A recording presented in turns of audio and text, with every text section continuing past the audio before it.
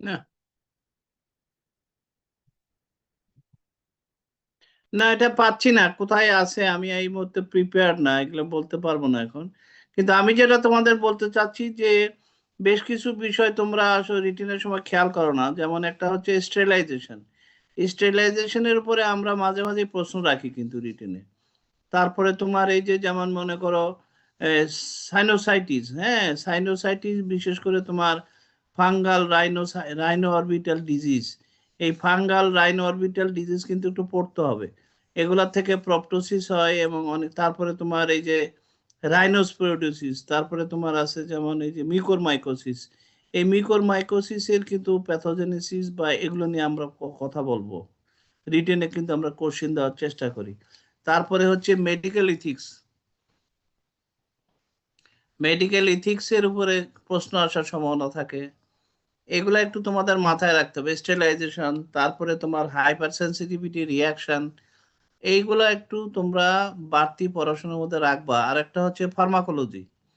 Pharmacology বিশেষ করে ocular drugs এর ফার্মাকোলজি, এবং শুধু ফার্মাকোলজি ড্রাগস এর না, এই যে drug absorption, ocular drug absorption কিভাবে হয়, অ্যাবজর্পশনের কি কি পদ্ধতি আছে, এবং কোনটার কি সুবিধা অসুবিধা, ড্রাগ ডেলিভারি সিস্টেম, এই ড্রাগ ডেলিভারি সিস্টেম নিয়েও কিন্তু রিটেনে কোশ্চিন আসার সম্ভাবনা থাকে। এগুলা তোমাদের একটু পড়তে হবে, বুঝতে পারছো? যেমন তুমি এই যে অনন্যা কোথায়, অনন্যা যে বললা, বলো তো ড্রাগ ডেলিভারি সিস্টেম কি কি আছে আমাদের অকুলার। স্যার আমরা হচ্ছে সিস্টেমিক রুটও দিতে পারি, তারপর হচ্ছে টপিক্যাল। সিস্টেমিক রুটের মধ্যে স্যার স্যার সিস্টেমিক রুটের মধ্যে হচ্ছে ইন্টারভিট্রিয়াল দিতে পারি, ইন্টারআর্টেরিয়াল দিতে পারি। টপিক্যালের মধ্যে হচ্ছে স্যার না, তুমি সারফেসই কি দিতে পারি। বলতেছো আমি বুঝলাম না। ড্রাগ ডেলিভারি সিস্টেম একটা হচ্ছে ড্রপ, আর কি বললা? স্যার ড্রপ ফর্মে, অয়েন্টমেন্ট ফর্মে, তারপর তারপর হচ্ছে সাবকনজাংটিভাল রুটে, ইন্টারভিট্রিয়াল, সাবকনজাংটিভাল, ইন্টারভিট্রিয়াল। পেরি হ্যাঁ স্যার। অকুলার, তারপরে তোমার পেরিবালবার, হ্যাঁ, আফটার পেরিভালভার এগুলো। সাবটেনন্স, এগুলো বিভিন্ন বিভিন্ন ড্রাগ ডেলিভারি সিস্টেম আছে। এগুলো একটু মেন্টাল প্রিপারেশন থাকতে হবে যে কোনটা আসলে কিভাবে করব, কি কি বলবো, এটা সুবিধা অসুবিধা।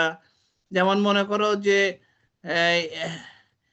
টপিক্যাল ড্রপের অ্যাবজর্পশন কি কি ওয়েতে হয় বলো দেখি।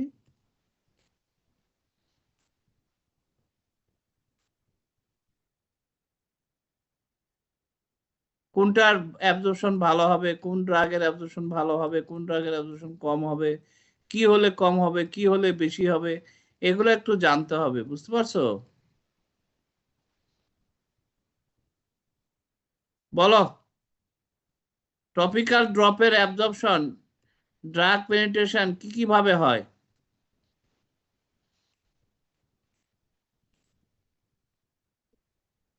বিশেষ করে এমএসএ এফসিপিএস এই ধরনের কোশ্চিন আসার সম্ভাবনা কিন্তু থাকে। বলো বলো একজন।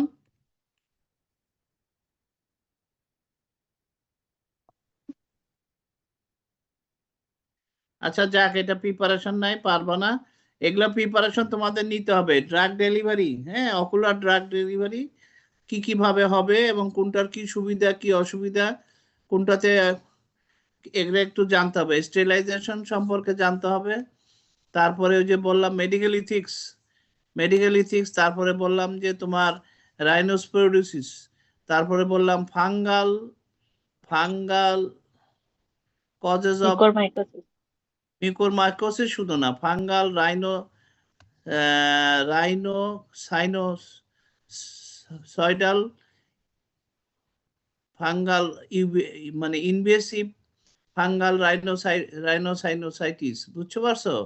রাইনোসাইনোসাইটিস, ফাঙ্গাল রাইনোসাইনোসাইটিস, এটা যেমন তোমার মনে করো ইনভেসিভ আছে, নন ইনভেসিভ আছে, মানে কিছু ফাঙ্গাস, কোন কোন ফাঙ্গাস এখানে ঢুকতে পারে, নাকের ভিতর দিয়ে ঢুকবে, কিন্তু আলটিমেটলি এটা তোমার এথমোডাল সাইনাসে যাবে, ফ্রন্টাল সাইনাসে যেতে পারে, সেখান থেকে তোমার স্পাইনাল সাইনাসে যেতে পারে, সেখান থেকে ইন্ট্রাসেরেব্রাল এক্সটেনশন হতে পারে, আবার সেখান থেকে তোমার অরবিটে এক্সটেনশন হয়। এথমোডাল সাইনোসাইটিস, ফাঙ্গাল সাইনোসাইটিস থেকে কিন্তু কমনলি প্রপটোসিস হয়।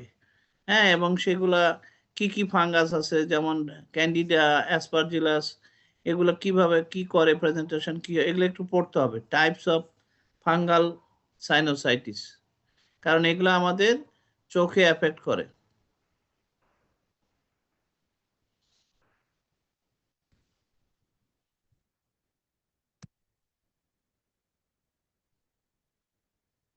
আচ্ছা, আমরা একটু এই পর্যন্ত দেখাইছিলাম, তাই না?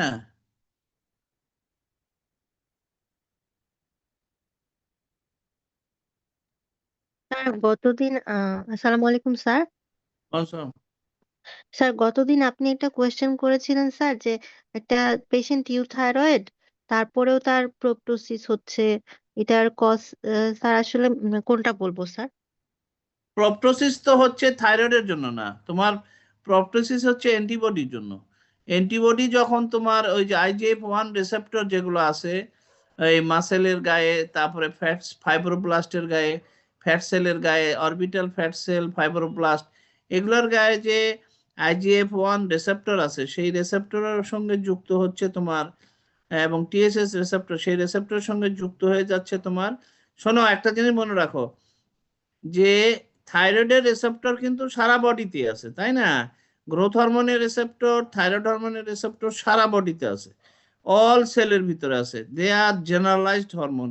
মেটাবলিক অ্যাক্টিভিটি কন্ট্রোল করা, গ্রোথ, পলিফারেশন, এগুলো তো আসলে গ্রোথ হরমোন, থাইরয়েড হরমোন ছাড়া চিন্তাও করা যায় না। যার জন্যই তো দেখি যে গ্রোথ হরমোন কম হয়ে গেলে একটা মানুষ বড় হতে পারে না, থাইরয়েড হরমোন না হলে বড় হতে পারে না। সুতরাং অরবিটাল টিস্যু না, শুধু সারা বডিতে সমস্ত সেলের গায়েই আমার থাইরয়েড রিসেপ্টর আছে এবং গ্রোথ হরমোনের রিসেপ্টর আছে, ইনসুলিনের রিসেপ্টর আছে। এগুলো হলো জেনারেলাইজড হরমোন। তা এখানে থাইরয়েড লেভেল না বাড়লেও ইউথাইরয়েড স্টেট, কিন্তু অ্যান্টিবডি যেহেতু তৈরি হয়েছে, ফলে ওই যে অ্যান্টিবডি তোমার IGF-1 রিসেপ্টরের সঙ্গে যুক্ত হয়ে ওদেরকে স্টিমুলেট করতেছে। যেভাবে গ্রোথ হরমোন স্টিমুলেট করে, ঠিক সেইভাবে ফাইব্রোব্লাস্টকে স্টিমুলেট করছে। ফাইব্রোব্লাস্ট তখন গ্যাগ তৈরি করতেছে, ইনফ্ল্যামেটরি রিয়াকশনে ইনভলভ হচ্ছে, ফ্যাট সেলে পলিফারেশন, মাসেল এনলার্জমেন্ট করাই দিচ্ছে। এবং মাসেল এনলার্জমেন্টে আমরা বলছিলাম যখন ইনফিরিয়র রেক্টাস এনলার্জ করে যাবে তখন ইনফিরিয়র রেক্টাস রিল্যাক্স হবে না, ফলে সুপিরিয়র রেক্টাস যখন তোমার আইবল উপরের দিকে তোলার চেষ্টা করবে, তার সেই ক্ষেত্রে তাকে কিন্তু বেশি কাজ করতে হবে। Excess stimulation is required to move the eyeball upwards or to maintain the normal মানে টোন অফ দি মাসেল। যেহেতু ইনফিরিয়র একটা যদি মনে করো একটু নর্মাল টোনে থাকতো, নর্মাল যে রিল্যাক্সেশন স্টেজে থাকতো, যেতটুকু সামান্য মাসেল টোন মেনটেন করতো, তখন সুপিরিয়র একটা সেই একই পরিমাণ মাসেল টোন মেনটেন করতো। এখন ইনফিরিয়র একটা যেহেতু মোটা হয়ে গেছে, ইনফিরিয়র একটা যেটুকু ছেড়ে দিলে, মাসেল টোন যেটুকু মেনটেন করলে আইবলটা সোজা হয়ে থাকবে, প্রাইমারি পজিশনে থাকবে, সেইটুকু রিল্যাক্সে থাকে না, সেইটুকু যে ফলে কি হয়, সুপিরিয়র রেক্টাসকে প্রাইমারি পজিশনে, আইবলটাকে প্রাইমারি পজিশনে রাখার জন্য তাকে একটু বেশি কাজ করতে হয়। Excess stimulation comes from the brain to the superior rectus, so excess stimulation also comes to the LPS, so the lead retraction takes place. অর্থাৎ লিড রিট্রাকশন শুধু সুপিরিয়র ইনফিরিয়র মোলার্স মাসেল বা টার্সাল মাসেলের জন্য হয় না, সিম্প্যাথেটিক ওভার স্টিমুলেশনের জন্য হয় না, LPS এর ওভার অ্যাকশনের জন্য হয়। এটা মনে রাখতে হবে, বুঝতে পারছো? মানে থাইরয়েড হরমোন লেভেল না বাড়লে তো মোলার্স মাসেলের ওভার অ্যাক্টিভিটি হবে না, কিন্তু ইনফিরিয়র রেক্টাস এনলার্জ করে গেলে due to antibody function, antibody action, তখন তো আমার সুপিরিয়র রেক্টাসের টোন বেড়ে যাবে। সুপিরিয়র রেক্টাসকে এক্সেস স্টিমুলেশনে, কন্ট্রাকশনে থাকার চেষ্টা করতে হবে to keep the eyeball in a primary position, so excess stimulation will go to the LPS, so there will lead retraction. Clear হয়েছে কি? জি স্যার।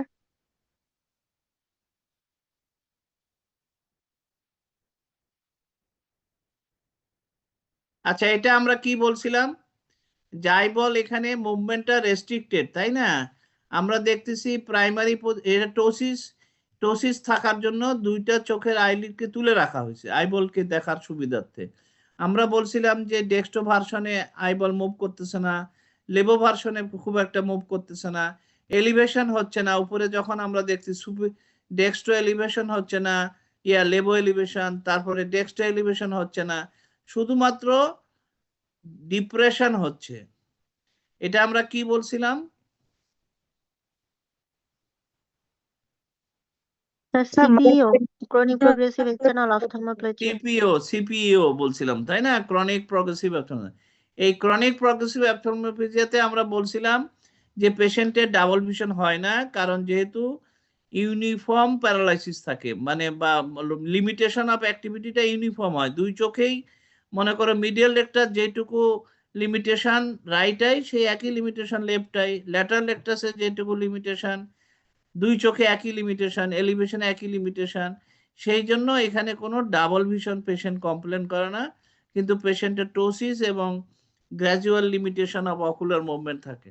আমরা বলছিলাম যে প্রথম দিকে ডিপ্রেশনটা থাকবে, বাকি সবগুলা চলে যাবে, কিন্তু অ্যাডভান্স স্টেজে যায় ডিপ্রেশনও হবে না, এলিভেশন হবে না, ডিপ্রেশন হবে না, অ্যাবডাকশন অ্যাডাকশন কোনোটাই আর থাকবে না। ইভেন দেন পেশেন্টের কোনো ডাবল ভিশন থাকে না। এবং এই পেশেন্টের আমরা বলছিলাম যে আমরা যদি এটাকে মাইস্থেনিয়া মনে করে নিওস্টিগমিন টেস্ট করি, তাহলে কি হতে পারে, পেশেন্ট মে ডাই। কি জন্য? অ্যাসোসিয়েটেড হার্ট ব্লক থাকতে পারে স্যার সিপিওর সাথে। এখানে হার্ট ব্লক থাকে, ব্লক সিপিওর থেকে পেশেন্ট, বলেছিলেন হার্ট ব্লক। হ্যাঁ হার্ট ব্লক থাকে, তারপরে হিয়ারিং লস থাকে। এই সমস্ত পেশেন্টকে আমরা যদি মাইস্থেনিয়ার সাথে এক্সক্লুড করতে চাই, খুব সাবধানে করতে হবে, আগে কার্ডিয়াক অ্যাসেসমেন্টটা করে নিতে হবে, তার আগে আমাদের নিওস্টিগমিন টেস্ট করা উচিত হবে না। প্লাস আমরা মাইস্থেনিয়ার সাথে এটার ডিফারেন্সিয়েট করব যে মাইস্থেনিয়াতে ডাবল ভিশন থাকে এবং অকুলার মর্টিলিটি যে রেস্ট্রিকশন, সেটা এক এক চোখে এক এক রকম হয়। কিন্তু এখানে মানে অনেকটা তোমার ওই যে ডিস্ট্রফির মতো, মরফোলজিক্যালি আইডেন্টিক্যাল আমরা বলি, কর্নিয়াল ডিস্ট্রফি, ম্যাকুলার ডিস্ট্রফি, ঠিক সেরকম আমাদের এখানে মরফোলজিক্যালি বা functionally equal amount of loss থাকে ইন বোথ আই, ফলে পেশেন্টের ডাবল ভিশন থাকে না। মাইস্থেনিয়ার পেশেন্টের ডাবল ভিশন থাকে, ভ্যারিয়েবিলিটি অফ টোসিস থাকে, ইভেন ভ্যারিয়েবিলিটি অফ মুভমেন্ট থাকে, সকালে একরকম বিকালে আরেক রকম, কিন্তু যেটা সিপিওতে থাকবে না। এইভাবে আমাদেরকে আগে এক্সক্লুড করে নিতে হবে। তারপরেও যদি আমাদের নিওস্টিগমিন টেস্ট করতে হয়, অবশ্যই কার্ডিয়াক অ্যাসেসমেন্ট করে আমাকে আন্ডার অ্যানাস্থেটিস্টকে রেখে খুব সতর্কভাবে নিওস্টিগমিন টেস্টে যেতে হবে।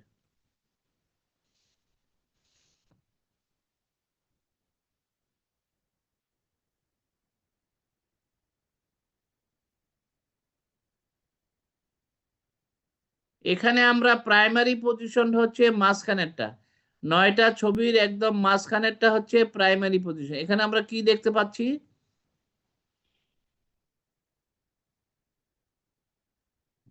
লেফট আই টোসিস আছে স্যার, লেফট আই টোসিস আছে, আর কি আছে?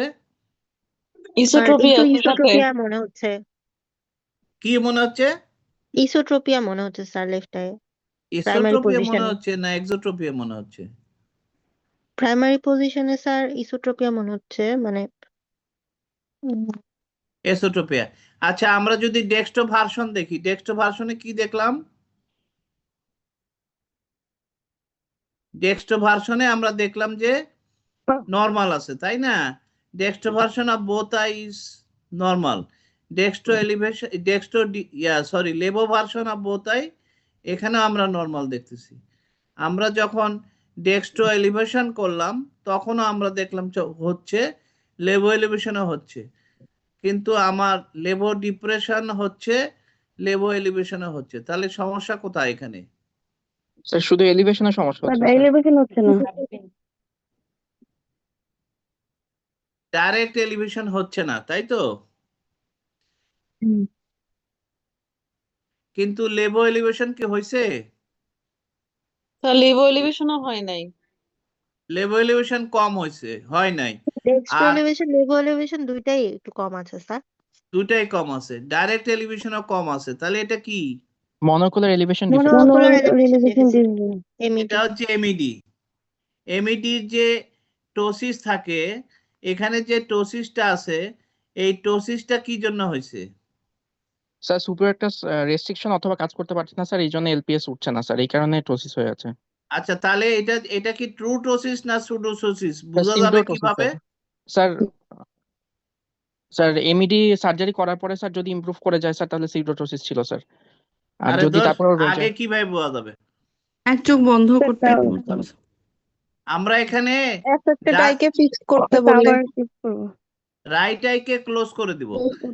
জি স্যার, রাইট তাহলে আইকে নরমাল হবে। ক্লোজ করে তাকাতে বললে তখন যদি দেখা যায় যে লেফট আইয়ের টোসিস চলে যাচ্ছে, তাহলে বুঝতে হবে যে এটা আসলে সুডোটোসিস। এই যে তুমি যদি ডাইরেক্ট এলিভেশনটা দেখো উপরে, এই সময় কিন্তু টোসিস কমে গেছে, খেয়াল করছো?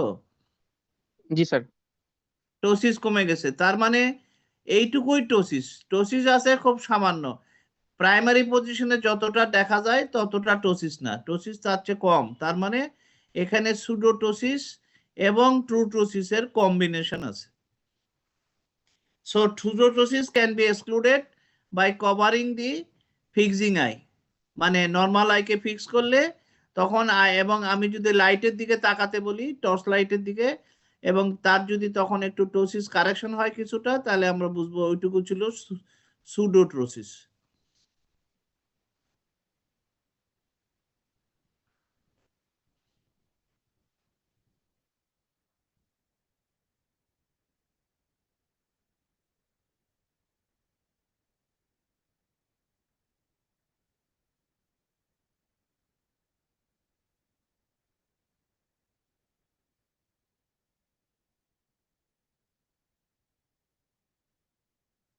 এটা কি বলো?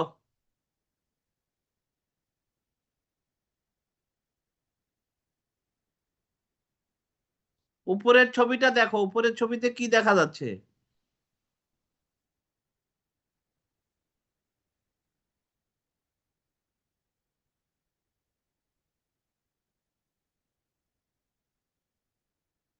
মাসরুর বলো।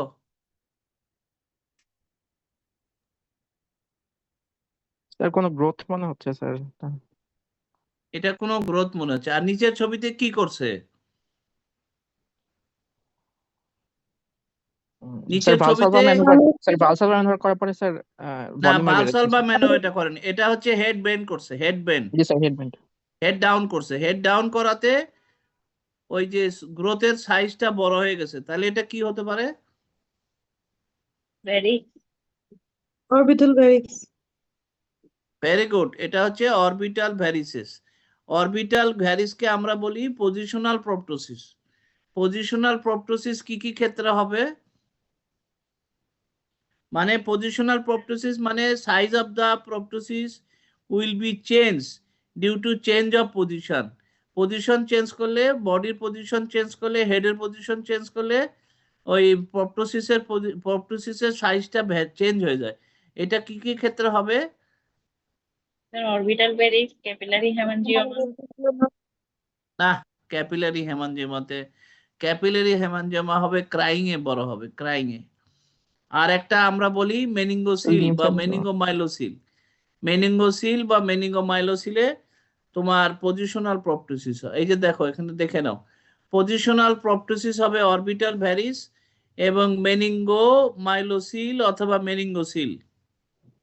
মানে আমার যদি মনে করো রুফ অফ দ্য অরবিটে কোনো ডিফেক্ট থাকে, হ্যাঁ, রুফ অফ দ্য অরবিটে ডিফেক্ট থাকে, সেখান থেকে যদি তোমার মেনিনজেস তোমার, যেমন আমাদের মেনিঙ্গোসিল আমরা কমনলি দেখতে পাই স্পাইনা স্পাইনা বাইফিডা বা ব্যাক অফ দ্য এই যে স্পাইনাল কর্ড রিজনে, দ্যাট মিনস লাম্বার রিজনে, বা আমরা দেখি যে একটা সোয়েলিং থাকে বাচ্চাদের, যেটাকে আমরা বলি মেনিঙ্গোসিল। সেরকম মেনিঙ্গোসিল যদি আমার অরবিটের রূপে থাকে due to defect in the orbital roof, তাহলে আমাদের এরকম মেনিঙ্গোসিল বা মেনিঙ্গোমাইনোসিল থেকে প্রপটোসিস হতে পারে। অরবিটাল ভ্যারিক্স থেকে প্রপটোসিস হবে, এবং সেই ক্ষেত্রে আমরা যদি হেড বেন্ড করি অথবা ভালসালভা ম্যানুয়ার করি, তাহলে এই প্রপটোসিস সাইজটা বেড়ে যাবে।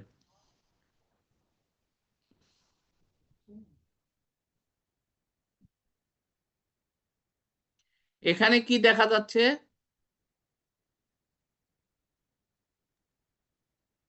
Pseudoproptosis lepti.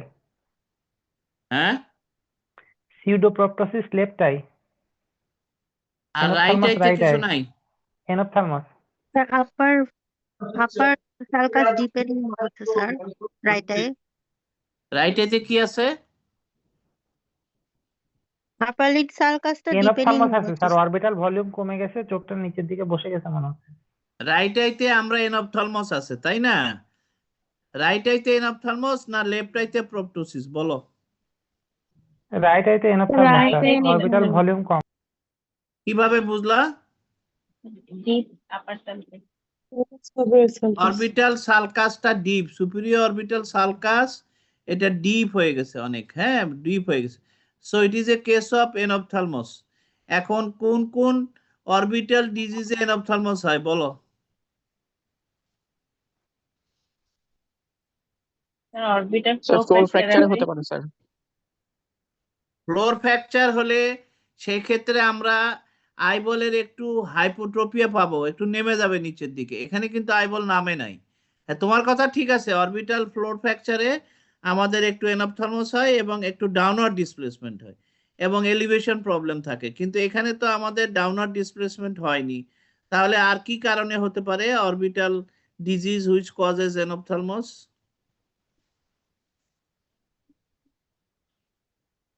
Ciliary shutdown হলে কি? সিলিয়ারি শাটডাউনের সাথে অরবিটাল, ওইটা তুমি কি বলতে চাচ্ছ? থাইসিস বালবাই, থাইসিস বালবাই তোর শ্রিঙ্কেজ অফ দি আইবল, সেখানে তো আইবল পিছনে যায় না, ওটা আইবলটা শ্রিঙ্ক করে দেয়। সেই ক্ষেত্রে তুমি স্ক্লেরার এই যে ল্যাটারাল সাইডে এবং মিডিয়াল সাইডে যতখানি স্ক্লেরা দেখতে পাচ্ছ এতখানি তো দেখতে পাবা না, তখন তো স্ক্লেরা অনেক ছোট দেখতে পাবা। স্যার বাচ্চাদের ক্ষেত্রে যে অকুলো ডিজিটাল যে ইয়াটা হয়, অকুলো ডিজিটাল সাইন যেটা। হ্যাঁ, বলছে তোমাকে। এইটা হচ্ছে শোনো, এমন ফ্যাট একটা অ্যাট্রফির জন্য এটা হবে কি স্যার। ল্যাক্রিমাল গ্ল্যান্ড কার্সিনোমা ছিল, অপারেশন করা হয়েছে তারপরে? স্যার ফ্যাট ডিস্ট্রফি হওয়ার জন্য silent sinus fat syndrome. Atrophy sir. Orbital fat atrophy হতে পারে স্যার। ড্রাগ রেডিওথেরাপি বা কোনো কিছু দিলে। আমরা প্রথমে এত কথায় যাব না, দুইটা কন্ডিশন বলবো যেখানে এনঅপথ্যালমাস হয়, আর ফ্র্যাকচার সহ তিনটা কন্ডিশন। একটা হচ্ছে যে তোমার scirrhous carcinoma, metastatic deposit in the scirrhous carcinoma of the breast. ব্রেস্টে যে স্কিরাস কার্সিনোমা হয় সেখানে তোমার এরকম ওই কন্ট্রাকশন হয়, ফাইব্রাস টিস্যু ডিপোজিশন হয় এবং ফাইব্রাস টিস্যুর কন্ট্রাকশন হয়, শ্রিঙ্কেজ করে, ফলে আইবলটা পিছনের দিকে চলে যায়। আর একটা হলো অরবিটাল ভ্যারিসেস। এই দুইটা কথা বলবো। তা এখন অরবিটাল ভ্যারিসেস কিভাবে বুঝতে পারবো? যখন আমি হেড ডাউন করব অথবা ভালসালভা ম্যানুভার করব, তখন প্রপটোসিসটা বেড়ে যাবে, আইবলটা সামনের দিকে চলে আসবে। কিন্তু স্কিরিয়াস কার্সিনোমা অফ দ্য ব্রেস্টে ভালসালভা ম্যানুভারে কোনো চেঞ্জ হবে না।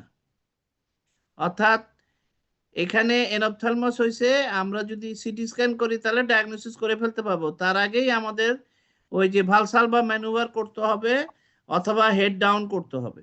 সেই ক্ষেত্রে যদি প্রপটোসিস আইবলটা প্রপটোস্ট হয়ে যায় তখন আমরা বুঝবো যে এটা আসলে অরবিটাল ভ্যারিসিস, অথবা আমরা বলবো এটা হলো স্কিরাস কার্সিনোমা অফ দি ব্রেস্ট। আর যদি আইবলটা একটু নিচে নেমে যায় তাহলে আমরা বলবো এটা হচ্ছে blow Bone out fracture. Fracture. সেই ক্ষেত্রে আইবলটা একটু নিচে নামানো থাকবে এবং এলিভেশন প্রবলেম থাকবে, কিন্তু স্কিরাস কার্সিনোমা বা অরবিটাল ভ্যারিসে তোমার অকুলার মোটিলিটি কিন্তু ঠিক থাকবে। বুঝতে পারছো?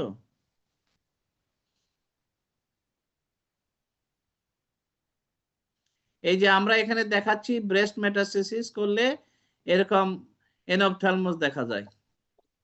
এটা কি?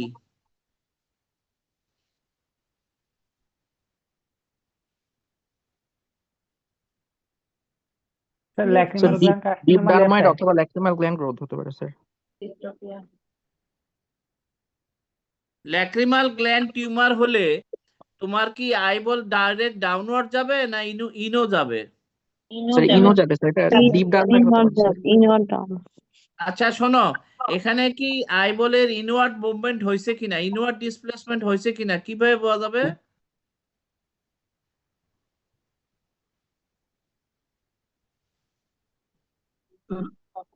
হরিজন্টাল স্যার আইপিডি দেখলে তো স্যার কিছু কম, হ্যাঁ কি স্যার আইপিডি দেখলে তো কিছু কম হবে স্যার।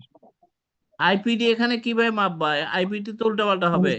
না সরি স্যার, শোনো হরিজন্টাল মেজারমেন্ট। আরে ভাই আমার কথা শোনো, প্রথম কথা হচ্ছে যে তোমরা এই যে canthus limbal distance, nasal limbal distance in both side দেখতে হবে। এটা কত মিলিমিটার থাকে বলো তো দেখি?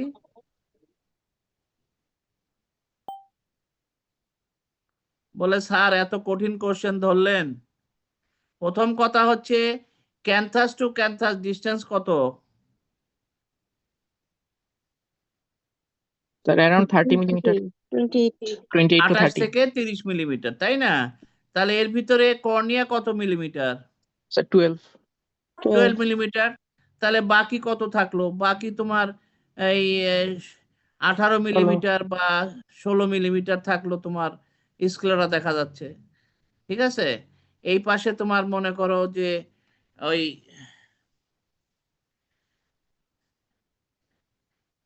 আউটার সাইডে তোমার 7 to 8 মিলিমিটার, তাহলে বাকি 9 মিলিমিটার, বাকি এদিকে 6 to 7 মিলিমিটার থাকবে নেজালি। আমরা এটা এত শিখার দরকার নাই, আমরা যেটা দেখবো distance of the nasal limbus to canthus in right eye, distance of the nasal limbus to canthus, এখানে কোনো চেঞ্জ আছে? বলো আছে? না মনে হচ্ছে না স্যার। মনে হচ্ছে না, তাহলে এটাকে আমরা বলতে পারি না যে eyeball is deviated downwards and inwards. Eyeball is deviated downwards actually. তো অ্যাকচুয়ালি ডাউনওয়ার্ড ডেভিয়েশন কোন টিউমারে হবে? স্যার ডার্মাইডের জন্য হতে স্যার পারে ডিপ ডার্মাইড ডার্মাইড। হতে পারে স্যার। ডার্ময়েড সাধারণত তোমার ইনার হয়, আউটার হয়। অরবিটাল ডার্ময়েড হতে পারে, সেক্ষেত্রে ডার্ময়েড অ্যাক্সিয়াল প্রপটোসিস করবে। আর কি হতে পারে? অরবিটাল স্পেনাইডাল রিজ মেনিনজিওমা কি হতে পারে স্যার? হ্যাঁ স্পেনাইডাল রিজ মেনিনজিওমা। একবার স্পাইনাল রিজ মেনিনজিয়াম অ্যাক্সিয়াল প্রপটোসিস করবে। স্যার লিম্ফোমা হতে পারে? মেনিনগোমাইসিল হতে পারে স্যার এটা। প্রথম কথা হচ্ছে ওই যে কে বললো লিম্ফোমা হতে পারে, হ্যাঁ লিম্ফোমা হতে পারে। আর কি হতে পারে? স্যার ক্যাভার্নাস হেমানজিওমা কি হবে স্যার? সেকেন্ডারি হতে পারে। ক্যাভার্নাস হেমানজিওমা আমাদের ইন্ট্রাকোনাল লিশন হয়, মানে উইদিন দ্য মাসেল কোন হয় ক্যাভার্নাস হেমানজিওমা। এক্সটার্নাল আর আউটসাইড দি মাসেল কি হয়? এক্সট্রাকোনাল স্পেসে কোন হেমানজিওমা হয়?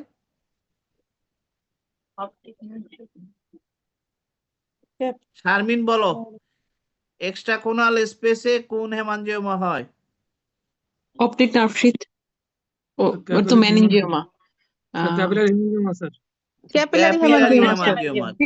হেমানজিওমা ক্যাপিলারি হেমানজিওমা হয় এক্সট্রাকোনাল স্পেসে, আর ইন্ট্রাকোনাল স্পেসে হয় ক্যাভার্নাস হেমানজিওমা। ক্যাভার্নাস হেমানজিওমা এবং লিম্ফানজিওমা এগুলো সাধারণত তোমার কোনাল ইন্ট্রাকোনাল স্পেসে হয়। তাহলে আমরা এখানে স্ট্রাকচার গুলো দেখি। প্রথম কথা হচ্ছে নিউরোলিমা কি জিনিস? ডক্টর মাশরুফা, নিউরোলিমা কি জিনিস?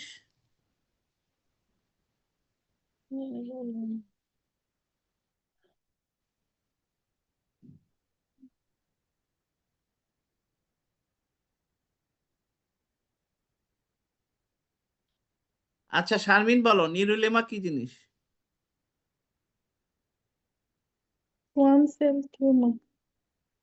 স্যার এটা মনে হয় কোনো যে সাপোর্টিং সেলের টিউমার হবে। আচ্ছা নার্ভের ফাইব্রোমা কি জিনিস? এই ফাইব্রোমা কি জিনিস? নিউরনের কাভারিং না স্যার? Neuronal covering. শোনো, আমাদের যদি একটা নার্ভ ফাইবার চিন্তা করি, একটা সিঙ্গেল নার্ভ ফাইবার, যে কোনো nerve, third nerve, fourth nerve, six nerve, বা বিভিন্ন এই যে ophthalmic division of the trigeminal nerve, বা নিচের দিকে ইনফ্রাঅরবিটাল নার্ভ, হ্যাঁ, বিভিন্ন উপরের দিকে সুপ্রাঅরবিটাল নার্ভ, সুপ্রাট্রক্লিয়ার নার্ভ, তারপরে ল্যাটারালি আছে ল্যাক্রিমাল নার্ভ, নিচের দিকে লোয়ার লিডের দিকে আছে তোমার ইনফ্রাট্রক্লিয়ার নার্ভ, লোয়ার লিডের টেম্পোরালি আছে জাইগোমেটোফেশিয়াল। এই যে নার্ভগুলো আছে, এই নার্ভের যে একজন আছে, একজনের যে কভারিং থাকে, সেই কভারিংটাকে আমরা কি বলি? মাইলিন শীথ। মাইলিনেশন।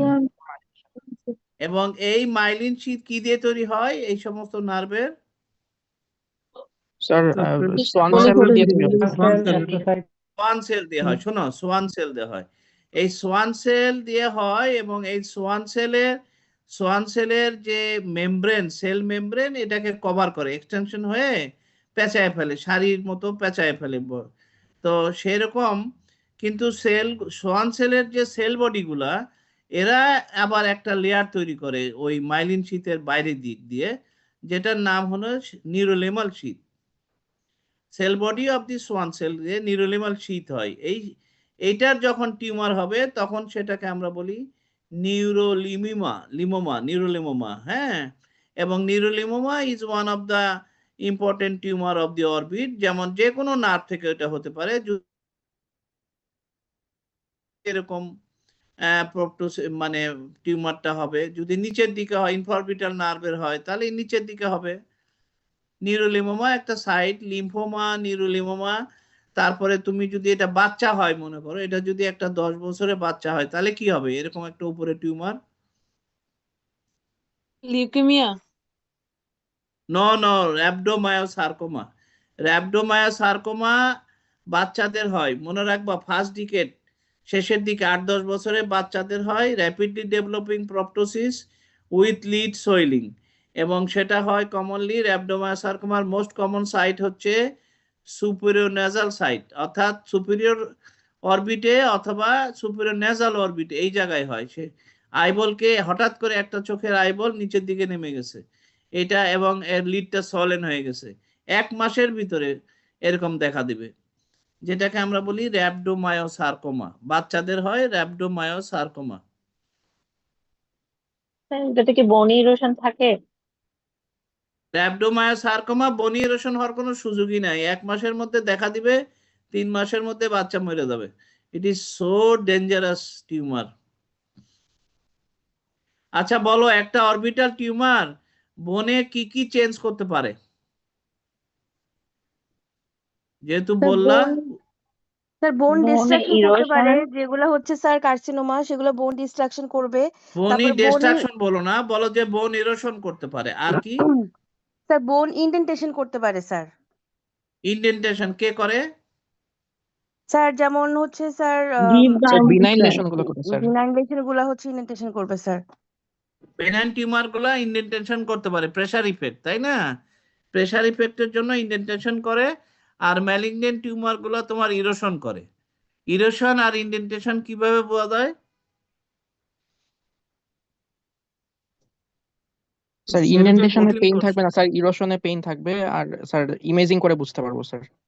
ইমেজিং এ কি দেখে কি বুঝবা কোনটা ইরোশন কোনটা ইনডেন্টেশন? সেরিটারিয়াস ইরোশনে স্যার থাকবে একটু স্যার। খাওয়া খাওয়া থাকবে, মানে একটু মানে ই- মানে স্যার ইরোশনে তোমার শোনো ইরোশনে ইরে সেরেটেড ইরে এজ থাকবে, হ্যাঁ মানে ইরোশনে স্যার এজটা সেরেটেড থাকবে, বনি ইরোশনে সেরেটেড এজ থাকবে স্যার। এক্স্যাক্টলি ইরেগুলার হবে, তোমার বোনের মার্জিনটা ইরেগুলার হবে, কিন্তু যখন ইন্ডেন্টেশন হবে তখন বোনটা থিন হয়ে যাবে ওই জায়গায়, কিন্তু স্মুথ হবে, মার্জিনটা স্মুথ হবে, রাউন্ড শার্প হবে, কিন্তু ওইখানে ইরেগুলার হবে। আর কি বনি চেঞ্জ হতে পারে অরবিটাল টিউমারে? স্যার হাইপারস্টিওসিস বোনস হয়। হাইপারস্টোসিস হতে পারে, ভেরি গুড, আঞ্জুমান বলছে। কোন টিউমারে হাইপারস্টোসিস হয় বলো তো, এমন একটা টিউমারের নাম বলো। Sphenoidal sphenoidal meningioma. মেনিনজিওমা। কোথায় হাইপারস্টোসিস, কোন বোনসে হয়? Sphenoid bones. টেম্পোরাল বোনস হয়, টেম্পোরাল বোন। আমরা দেখবো যে একটা সোয়েলিং, একটা সলিড সোয়েলিং দেখবো on the temporal side of the temporal ফোসাতে এরিয়াতে, তখন আমরা খুব শিওর হয়ে যাই এটা আসলে মেনিনজিওমার কেস, যেখানে বনি থিকেনিং হয়, হাইপারস্টোসিস হয়। তাহলে sir tumour ground orbital glass appearance যেটা হয় স্যার ওইটা কি বনি চেঞ্জ বলবো? গ্রাউন্ড গ্লাস অ্যাপিয়ারেন্স কোথায়, কিসে? পড়ছিলাম, কিসে পড়ছিলাম স্যার ভুলে গেছি স্যার। আচ্ছা এটা দেখো এখানে কি হয়েছে,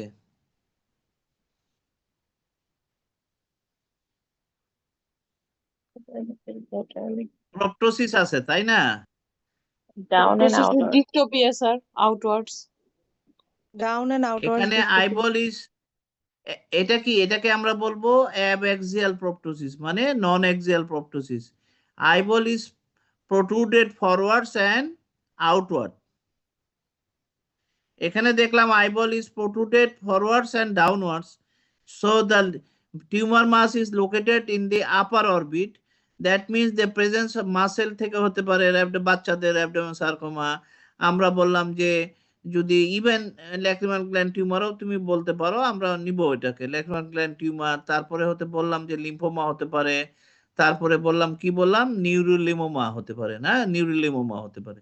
আবার আমি যদি এখানে দেখি যে আইবলটা ফরওয়ার্ড প্রোট্রুশন এবং আউটওয়ার্ড, ফরওয়ার্ড এন্ড আউটওয়ার্ড, তাহলে আমার গ্রোথটা আসলে কোন দিকে আছে? মিডিয়ালি আছে, মিডিয়ালি। সুপেরোমিডিয়ালি। সুপ্রিয়নাজালি। এটা হয়তো মিডিয়ালি আছে তাই না? তাহলে মিডিয়ালি এখানে এখানে গ্রোথ কি কি গ্রোথ হতে পারে? ইথময়েডোসিল, মিউকোসিল, ডার্ময়েড, তারপর ফ্রন্টাল সাইনাস ফ্রন্টাল মিউকোসিল। মিউকোসিল। তারপরে ethmoid sinus carcinoma, fronto ethmoidal মিউকোসিলি। আচ্ছা উপরের ছবিটা দেখো, উপরের ছবিটা, উপরের ছবিটা আমরা কি দেখতে পাচ্ছি, আনইউজুয়ালি কি দেখতে পাচ্ছি এখানে? এখানে একটা ফুলনেস দেখা যাচ্ছে রাইট ক্যান্থাসের এই পাশে নিয়ে রিজনে। এটাকে আমরা বলবো ইউনিল্যাটারাল টেলিক্যান্থাস। টেলিক্যান্থাস আমরা বলি যখন distance between the two inner canthus is more than the কি, মোর দ্যান দি কি, half of the IPD. More than half of the IPD. কিন্তু এখানে আমরা দেখতে পাচ্ছি ইউনিওকুলার ইউনিল্যাটারাল টেলিক্যান্থাস হয়ে গেছে, that is the distance between the root of the nose and the inner canthus is increased than the other side, তাই না? In right side the distance is increased, so the growth is present and the on the supranasal side. তাহলে এখানে এটা কি তোমার এই ইয়ার জন্য হবে বলো, এটা কি ল্যাক্রিমাল গ্ল্যান্ডের টিউমারের জন্য এরকম হবে না? না স্যার, না স্যার, ল্যাক্রিমাল গ্ল্যান্ড হচ্ছে এটা মিডিয়ালি কেন ডিসপ্লেসড। হবে না? স্যার ল্যাক্রিমাল স্যাকের টিউমার হ্যাঁ? হতে পারে স্যার। লেখার স্যাকের টিউমার। ল্যাক্রিমাল স্যাকের টিউমার হতে পারে। ল্যাক্রিমাল স্যাকের টিউমারে এখানে জীবনেও এরকম হবে না, কেন জানো? ল্যাক্রিমাল স্যাকের টিউমারের lacrimal sac major part of, হ্যাঁ, হ্যাঁ কি আঞ্জুমান বলো? মিডিয়াল ক্যান্সার স্ট্যান্ডার্ডের নিচে হয় স্যার, ল্যাক্রিমাল হ্যাঁ স্যাকের কিছু হলে। স্যার কি ল্যাক্রিমাল হয়? স্যাকের কিছু হলে মিডিয়াল ক্যান্থাসের নিচে হয় স্যার, উপরে কিছু হইলে ওটা তখন আমরা ডিপ ডার্ময়েড বা ব্রেনে কিছু মনে করবো। এক্স্যাক্টলি, আমরা এখানে বলছেও সুন্দর বলছে, সেটা হচ্ছে আমরা দেখতে পাচ্ছি যে ক্যান্থাসটা একটু নেমে গেছে, দেখো এই ক্যান্থাসের লেভেলের চেয়ে এই ক্যান্থাসের লেভেল একটু নেমে গেছে না?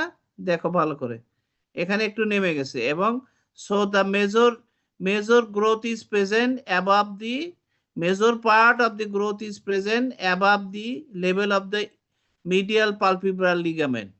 মিডিয়াল পালপিব্রাল লিগামেন্টের উপরে আছে গ্রোথ, সো এটা কখনো ল্যাক্রিমাল স্যাকের টিউমার হবে না।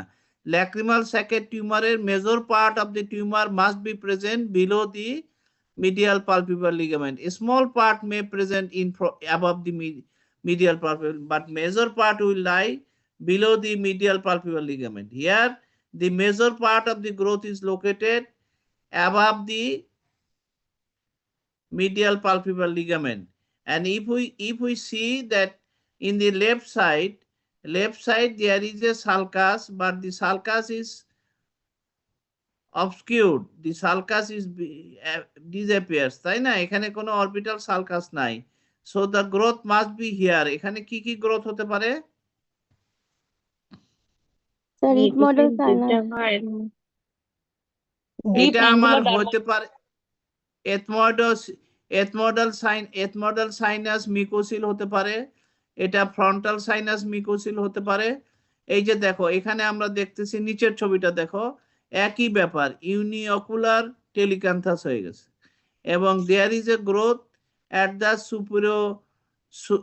superior nasal side of the orbit, superior nasal aspect of the orbit, there is a growth. It must either it is mucosil of the lacrimal sac, mucosil of the frontal sinus, or mucosil of the ethmoidal sinus, or it is a case of dermoid internal angle. আমরা যদি এই যে এই ছবিটা দেখি, ডান দিকের উপরের ডান দিকের ছবিটা দেখো, ডারময়েড একটা লোকালাইজ সিস্টিক সোয়েলিং হবে, তাই না?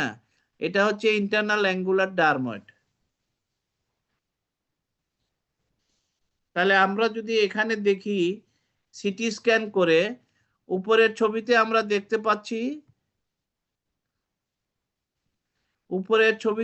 দেখতে পাচ্ছি যে এখানে একটা ফ্রন্টাল সাইনাস মিকোসিল আছে। হ্যাঁ, আমরা যদি উপরের ডানের সিটি স্ক্যানটা দেখি, এখানে দেখতেছি এথমোডাল সাইনাস মিকোসিল দেখা যাচ্ছে।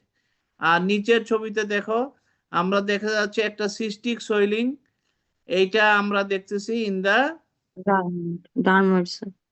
এটা হচ্ছে, তাহলে এটা একটা ডারময়েড সিস্ট বা ইন্টারনাল অ্যাঙ্গুলার ডারময়েড। তাহলে এই কোণার মধ্যে আমরা তিনটা জিনিস পাবো, either it is frontal sinus mucocele or ethmoidal sinus mucocele or internal angular dermoid.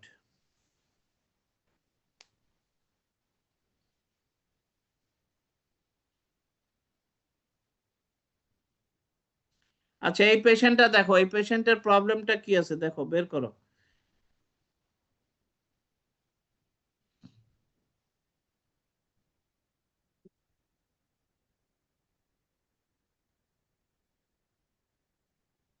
লেফটে টোটাল এক্সটার্নাল অপথলমোপ্লেজিয়া মনে হচ্ছে স্যার।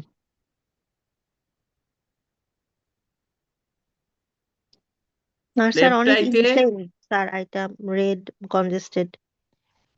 লেফট আইটা আমার কনজেস্টেড এবং ocular motility is completely absent, elevation হচ্ছে না, তারপরে অ্যাবডাকশন হচ্ছে না, অ্যাডাকশন হচ্ছে না, ডেক্সট্রো ডিপ্রেশন, ডেক্সট্রো এলিভেশন, তারপরে লেবো এলিভেশন, লেবো ডিপ্রেশন, কোনোটাই হচ্ছে না, তাই না? So the complete loss of movement in the left eye with congestion. তাহলে এটা কি হতে পারে? স্যার অরবিটাল অ্যাপেক্স সিনড্রোম, তারপর ক্যাভার্নাস সাইনাস থ্রোম্বোসিস হতে পারে স্যার লেফট সাইডে। অরবিটাল অ্যাপেক্স সিনড্রোম অথবা cavernous sinus orbital thrombosis. Cavernous sinus thrombosis কেমন করে মনে হলো তোমার কাছে? স্যার কেন? রেড নিয়ে দেখে স্যার ভেনাস কন্ডিশন হতে পারে স্যার, মানে ভেনাস ড্রেনেজ হ্যাম্পার হয়ে স্যার। এটা ক্যাভার্নাস অরবিটাল সাইনাস সেলুলাইটিসের একটা কমপ্লিকেশন হিসেবে। অরবিটাল সেল কেন বললাম অরবিটাল সেলুলাইটিস? স্যার এটা হচ্ছে এখানে কি প্রপটোসিস আছে? এই মে প্রপটোসিস আছে?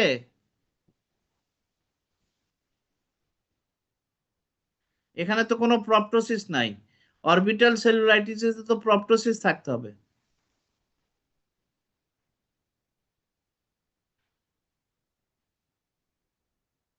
তাহলে এটা কি কি হতে পারে?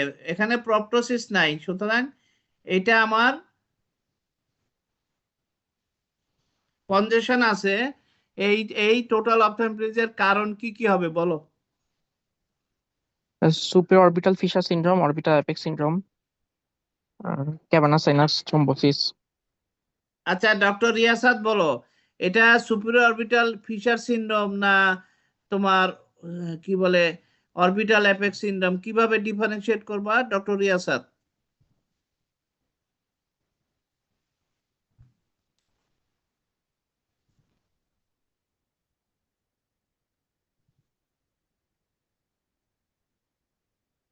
ডক্টর রিয়াসাত কি শুনতে পাচ্ছ?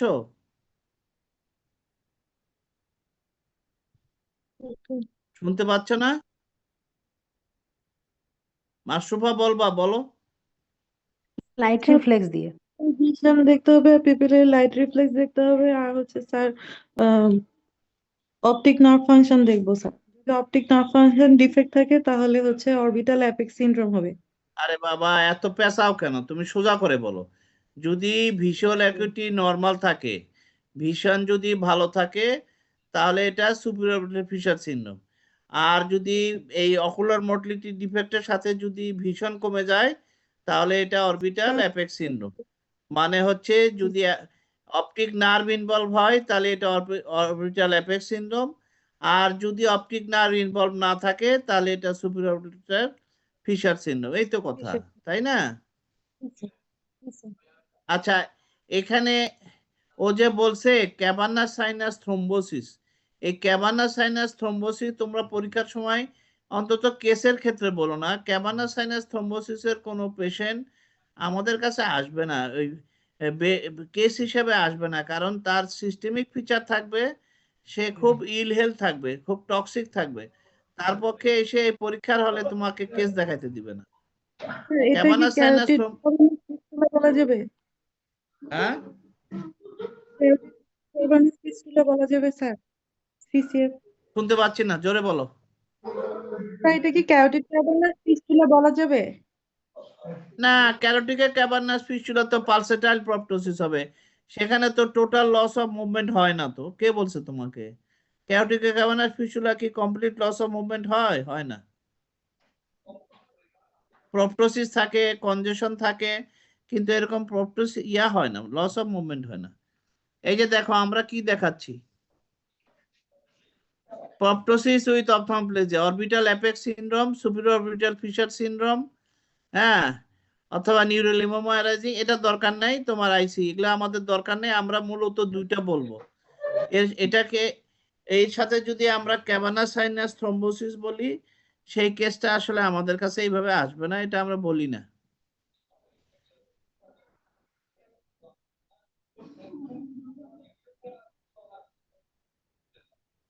স্যার একটা কোশ্চেন করি স্যার, ডিডি হিসেবে কি বলা যাবে স্যার, নাকি ডিডি হিসেবে বলা যাবে না স্যার? এটা কোনটা?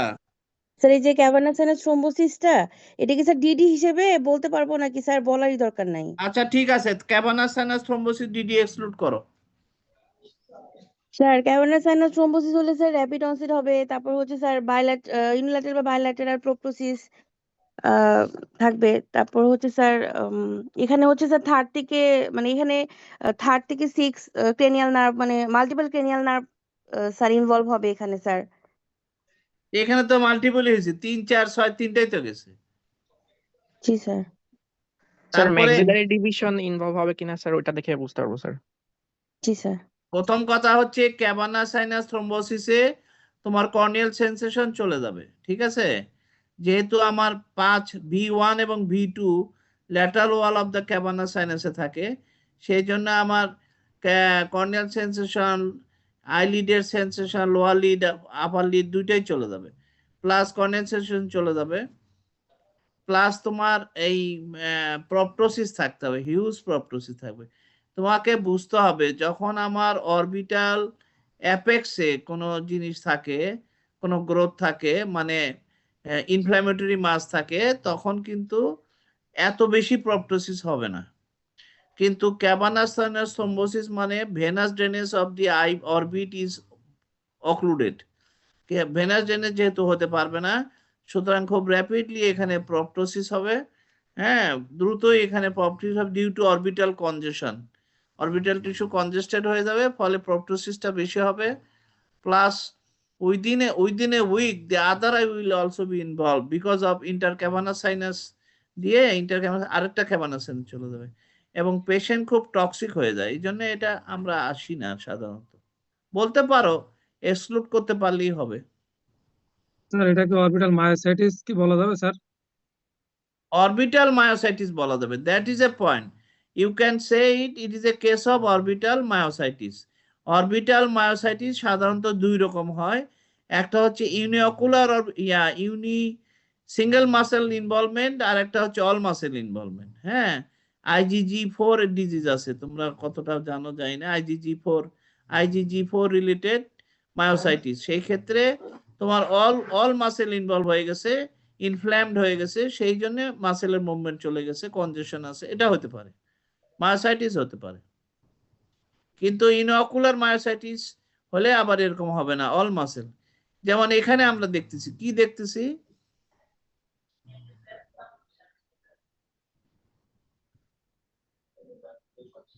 রাইট আইতে প্রপটোসিস আছে, তাই না?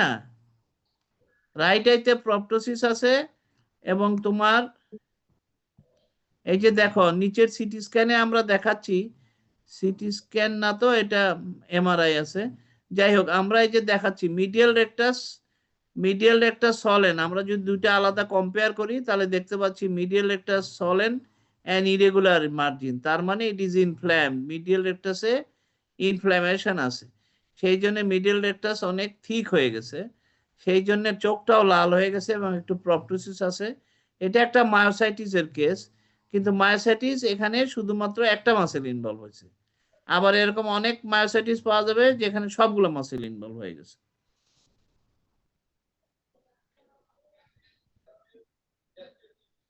এখানে আমরা তোমার লিখে দিছি আমি উপরের জায়গাটা, টলোসা-হান সিনড্রোম, এটা হচ্ছে তোমার অরবিটাল অ্যাপেক্স সিনড্রোম বা সুপিরিয়র ফিশার সিনড্রোম, যেখানে idiopathic granulomatous inflammation affecting the apex of the orbit and which extends into the cavernous sinus side in one side cavernous sinus A.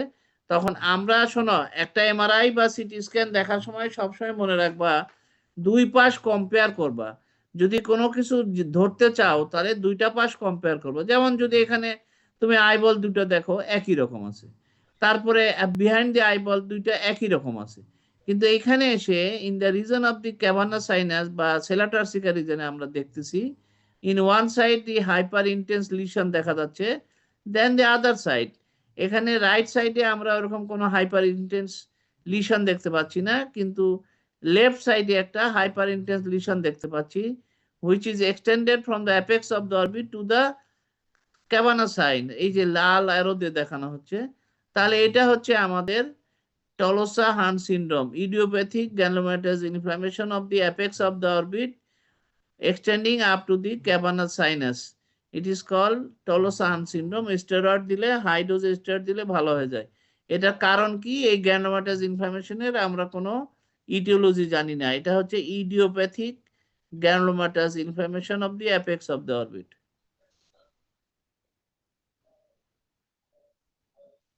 Pulsatile proptosis, বলো কি কি ক্ষেত্রে পালসেটাইল প্রপটোসিস হবে? ক্যাভিটারি cavernous fistula, আর মেনিঙ্গোসিল, মেনিঙ্গোএনকেফালোসিল, আর sir নিউরোফাইব্রোমাতে হয় sir, নিউরোফাইব্রোমাতে হয়, কেন হয় বলো? স্যার ওখানে স্যার বোনি ডিফেক্ট থাকে স্যার, এই জন্য হচ্ছে স্যার সিএসএফ এর পালসেশনটা ট্রান্সমিট করে স্যার। কোন বোনের ডিফেক্ট স্যার থাকে? সেনোয়েড বোন স্যার, মানে বলো যে গেটারুইং অফ দা ডেফিশিয়েন্ট গেটারুইং অফ দা স্পেনার্ড বোন, ফলে আমার সিএসএফ পালসেশন আসে, এখানে ব্লাড পালসেশন না, সিএসএফ এর পালসেশন, তাই না? এবং সেই অরবিটটাকে আমরা কি অরবিট বলি? রেডিওলজিক্যালি ওটা একটা নাম আছে, bare orbit, bare orbit, very good, bare orbit. এই বেয়ার অরবিট নিউরোফাইব্রোসিস কোন টাইপে পাওয়া যায়, টাইপ 1 এ না টাইপ 2 তে? তো 1 এ স্যার, টাইপ 1 এ বেশি স্যার। NF1 এর ক্রোমোজোম কোন ক্রোমোজোমে ডিফেক্ট থাকে? স্যার 17 17। আর NF2 তে 22 ভেরি গুড, 22। NF1 এর সঙ্গে NF2 এর পার্থক্য কি বলো তো? স্যার স্যার NF1 মানে টা বেশি ক্লিনিক্যাল কমন স্যার। ভেস্টিবুলার সোয়ানোমা হয় বাইল্যাটারাল। আর হ্যাঁ হ্যাঁ নিউরোফাইব্রোমাটোসিস স্যার নিউরোফাইব্রোমাটোসিস টাইপ 1 এ হচ্ছে নিউরোফাইব্রোমা, টাইপ 2 তে প্রেসিফর্ম অডিটরি নিউরোফাইব্রোমা ম্যানিফেস্টেশন থাকবে। এগুলো হবে। আর টাইপ 2 তে vestibular schwannoma bilateral sir. Basic আর স্যার অপটিক পার্থক্যটা নার্ভ কি? গ্লায়োমা স্যার থাকে NF1 এ, আর NF2 তে হচ্ছে অপটিক নার্ভ ম্যানেজিওমা হয়। স্যার তারপর হচ্ছে এনএফ স্যার গ্লুকোমা হয় এনএফ NF1 এ। স্যার স্যার NF2 লিশ তে নোডিউল এটা ক্যাটারাক্ট 1 এ হয়। বেশি থাকবে, আর 2 তে স্যার ক্যাটারাক্ট বেশি হবে স্যার। প্রথম কথা হচ্ছে শোনো, টাইপ 1 NF1 এ তোমার স্কিন লিশন প্রমিনেন্ট থাকে, NF2 তে নিউরোলজিক্যাল লিশন বেশি থাকে। NF2 তে সাধারণত স্কিন লিশন থাকে না, থাকলেও খুব মাইল্ডার ফর্মে থাকে। আর NF2 তে তোমার নিউরোলজিক্যাল ম্যানিফেস্টেশন বেশি থাকবে, এবং সেটা হচ্ছে NF2 2 আমার কি বলে ক্রোমোজোমও হলো 22, এবং ডিজিজটা হবে বাইল্যাটারাল মানে 2 তার মানে both the side, in both side meningioma থাকবে ভেরি কমন, মেনিনজিওমা সোয়ানোমা এগুলা বোথ সাইডে থাকে। তার যেমন auditory সোয়ানোমা that is CP angle tumour দুই সাইডে থাকবে, মেনিনজিওমা স্পেনাডল মেনিনজিওমা আর আদার মেনিনজিওমা দুই সাইডে থাকবে। এবং ঠিক আছে, এটা হচ্ছে আমার একটা পিকুলারিটি অফ NF2 মানে দুই সাইড ইনভলভ, নিউরোলজিক্যাল ম্যানিফেস্টেশন বেশি, ইন্ট্রাক্রেনিয়াল ম্যানিফেস্টেশন বেশি। চোখের মধ্যে কি হয় NF2 তে? ক্যাটারাক্ট হতে পারে স্যার, ক্যাটারাক্ট হয় আর sir. Optic nerve sheath cataract মেনিনজিওমার হয়। চান্স বেশি। NF2 তে আমার ক্যাটারাক্ট বেশি হয়, মেনিনজিওমা থাকতে পারে। আর NF1 এ কিন্তু ক্যাটারাক্ট পাওয়া যায় না, NF1 এ পাওয়া যায় কি? Sir glaucoma sir. Sir Lisch nodule পাওয়া যেতে গ্লুকোমা স্যার। পাওয়া যেতে পারে। বিকজ অফ অপটিক নার্ভ কিসের জন্য গ্লায়োমা। গ্লুকোমা হয় NF1 এ? স্যার ট্রাবিকুলার মেশরকে স্যার নিউরোফাইব্রোমা থাকতে পারে স্যার। মানে অ্যাঙ্গেল অ্যানোমালি থাকে, মূল কথা হচ্ছে অ্যাঙ্গেল অ্যানোমালি থাকে।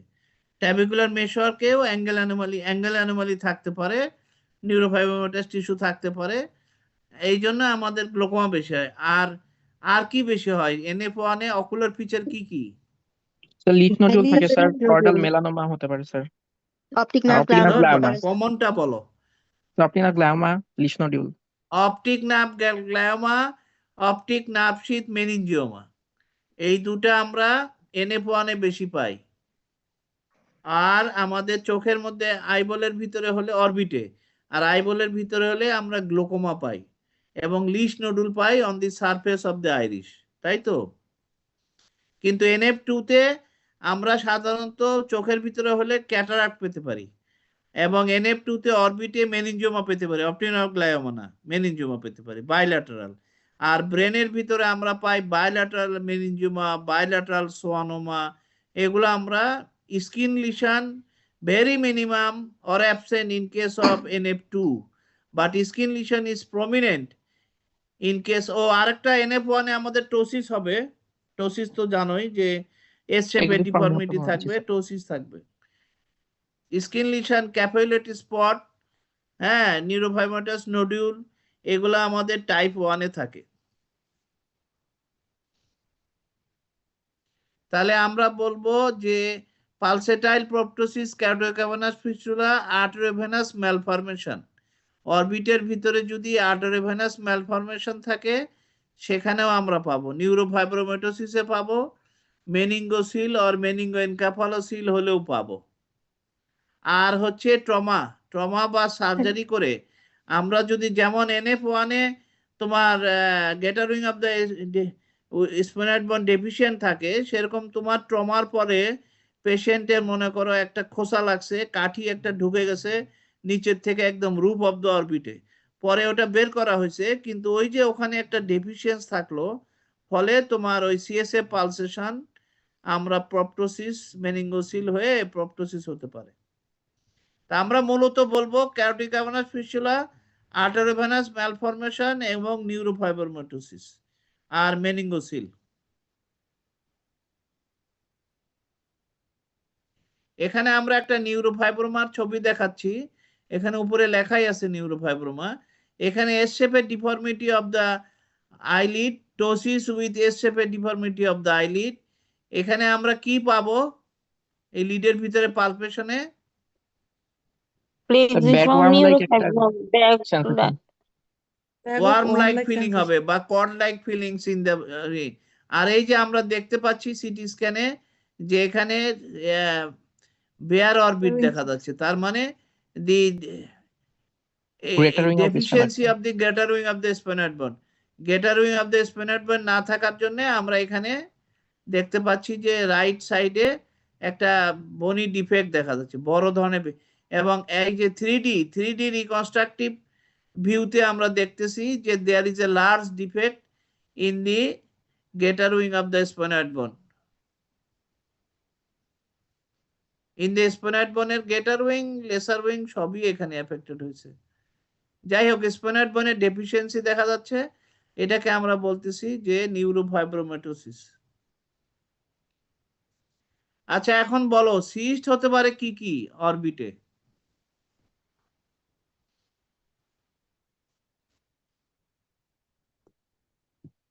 একটা যদি প্রশ্ন দেওয়া হয় রিটেনে অরবিটাল সিস্ট, তাহলে কি কি বলবা বলো?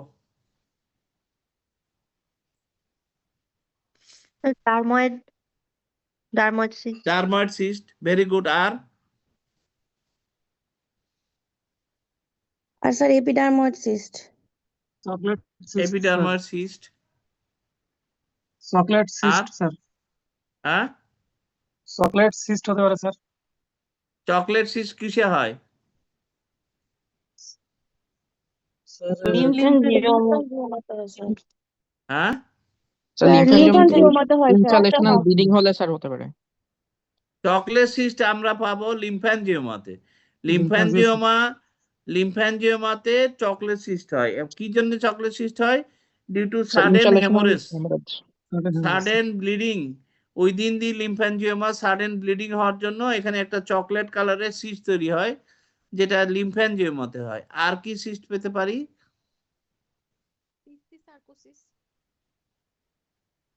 টেরাটোমা পেতে পারি, টেরাটোমার সিস্ট পেতে পারি। হ্যাঁ, আর কি সিস্ট পেতে পারি? যারা এফসিপিএস এমএসএ আছো তাদের জন্য এটা খুব জরুরি বা তাদের জন্য খুব দরকার, সেটা হচ্ছে আমার না না শোনো, আরেকটা সিস্ট হচ্ছে তোমার সিস্টি সার্কোসিস। সিস্টি সার্কোসিস কি হয় এখানে? স্যার টেনিয়াসোলিয়াম স্যার অরবিটে স্প্রেড করে স্যার। এখানে অরবিটাল মাসেলের ভিতরে সিস্ট হয়। আমরা জানি যে নিউরোসিস্টি সার্কোসিস, যেখানে ব্রেনের ভিতরে মাল্টিপল সিস্ট হয়, তাই না? আর মায়োসিস্টি সার্কোসিস অরবিটের মাসেলে হয়, অরবিটাল মাসেলে সিস্ট হতে পারে। তাহলে আমরা বললাম যে সিস্ট হতে পারে, ডারময়েড সিস্ট হতে পারে, এপিথেলিয়াল সিস্ট বা এপিডার্ময়েড সিস্ট হতে পারে, টেরাটোমা হতে পারে, প্যারাসাইটিক সিস্ট। এই প্যারাসাইটিক সিস্টটাই হচ্ছে সিস্টি সার্কোসিস, মায়োসিস্টি সার্কোসিস। তারপরে ইমপ্ল্যান্টেশন সিস্ট, মানে তোমার যদি সার্জারি করো, অরবিটে কোনো সার্জারি করে থাকো বা অরবিটে কোনো ইনজুরি হয়ে থাকে, সেখানে এপিথেলিয়াল ইনগ্রোথ হয়ে সিস্ট করতে পারে। তারপরে তোমার হচ্ছে অপটিক নার্ভ, এটা এত লাগবে না, আমরা এটুকু বললেই হবে। ডারময়েড, এপিডার্ময়েড, টেরাটোমা, প্যারাসাইটিক সিস্ট, ঠিক আছে? এই কটা বললেই হবে।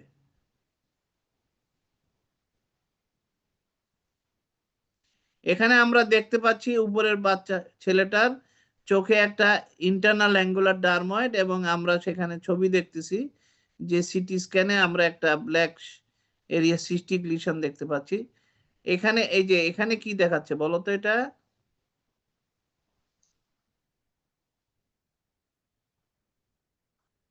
স্যার এখানে above the left upper eyelid একটা গ্রোথ মনে হচ্ছে, আর র‍্যাবডোমাস না বয়সটা কম না, মনে হচ্ছে স্যার বেশি। আরে সিটি স্ক্যানে কি দেখাচ্ছে? সিটি স্ক্যানে একটা সিস্ট দেখা যাচ্ছে, বোঝো না জি কেন? স্যার। এটাও ডারময়েড। এটা ডারময়েডটা হয়েছে একটা ডারময়েড তোমার ইন্টারনাল অ্যাঙ্গুলার হতে পারে, ডারময়েড আবার সুপিরিয়র রূপেও হতে পারে, মিডল অফ দ্য রূপেও হতে পারে। It is also dermoid. এই ডারময়েডটা এই লিডের কাছে থাকার জন্য আইবলটাকে পিছনের দিকে সরাই দিছে, এই জন্য একটু এনপথ্যালমাসের মতো লাগতেছে। হ্যাঁ, পালপেবল অ্যাপারচার ন্যারো হয়ে গেছে, টোসিস মেকানিক্যাল টোসিস হয়েছে, এবং এটা একটা সিস্ট, এটাও ডার্ময়েড। দেখো দুইটার কালার একই, এই যে একদম লেফটেরটা দেখো, এটার যে কালার এটা একই কালার এবং মার্জিনটা স্মুথ, এই জন্য এটা হচ্ছে ডার্ময়েড সিস্ট। এটাও ডার্ময়েড, এটাও ডার্ময়েড। আর এখানে দেখতে পাচ্ছি আমার একদম রাইটের ছবিটা দেখো, এখানে প্রপটোসিস হয়েছে কারণ সিস্টটা আছে পিছনে, আইবলের পিছনে সিস্ট, ইন্ট্রাকোনাল একটা সিস্ট আছে, সেটাও ডার্ময়েড সিস্ট, কিন্তু সেই জন্য এখানে প্রপটোসিসটা অনেক বেশি দেখা যাচ্ছে। কারণ তার মানে আমরা এটা শিখলাম যে ডার্ময়েড আমার ইন্টারনাল অ্যাঙ্গুলার হতে পারে, এক্সটার্নাল অ্যাঙ্গুলার হতে পারে, ডার্ময়েড রূপে হতে পারে, রূপ of the above the eyeball dermoid থাকতে পারে, এমনকি ডার্ময়েড পিছনেও থাকতে পারে যখন আমাদেরকে প্রপটোসিস করে দিবে।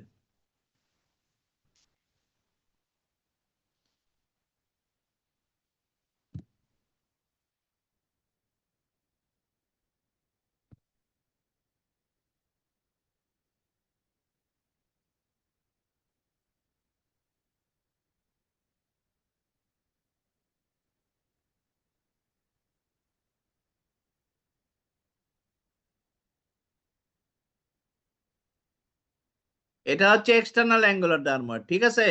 আমরা চারটা ডার্ময়েড দেখালাম, একটা এক্সটার্নাল অ্যাঙ্গুলার, একটা ইন্টারনাল অ্যাঙ্গুলার, একটা সুপিরিয়র ডার্ময়েড, আর একটা হচ্ছে রেট্রোভালভার ডার্ময়েড। চারটা ডার্ময়েড দেখাইছি লোকেশন। এই ডার্ময়েডের সাথে টেরাটোমার পার্থক্য কি হবে?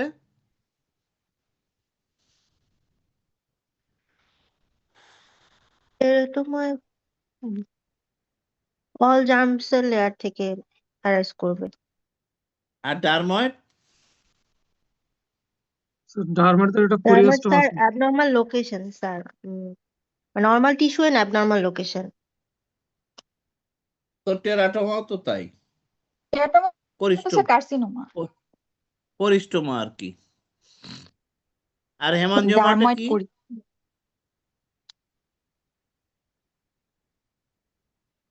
নরমাল টিস্যু হেমানজিওমা হচ্ছে হেমাটোমা, হেমাটোমা। আচ্ছা যাই হোক, তুমি বলো এই কন্টেন্ট অফ দি টেরাটোমা আর content of the dermoid cyst পার্থক্য কি হবে? ডার্ময়েডে তো শুধু একটোডার্মাল কন্টেন্ট গুলাই থাকবে, আর টেরাটোমাতে 3 জার্ম লেয়ারের কন্টেন্ট গুলাই থাকতে পারে। টেরাটোমার ভিতরে বোনস থাকবে, কার্টিলেজ থাকবে, মাসেল থাকবে, তারপরে সেবাসিয়াস সিস্ট থাকবে, সবই থাকবে। কিন্তু তোমার ডার্মার সিস্টের মধ্যে আমার সিবাম থাকবে, হেয়ার ফলিকুল থাকবে, হ্যাঁ, কিন্তু মাসেল, বোনস, কার্টিলেজ এগুলো পাওয়া যাবে না। এপিডার্মার সিস্ট কে বলছিল দেখি কোথায় হয় বলো? এপিডার্মার সার্জিক্যাল স্পেস কয়টা আছে বলো তো? What are the surgical space of the orbit?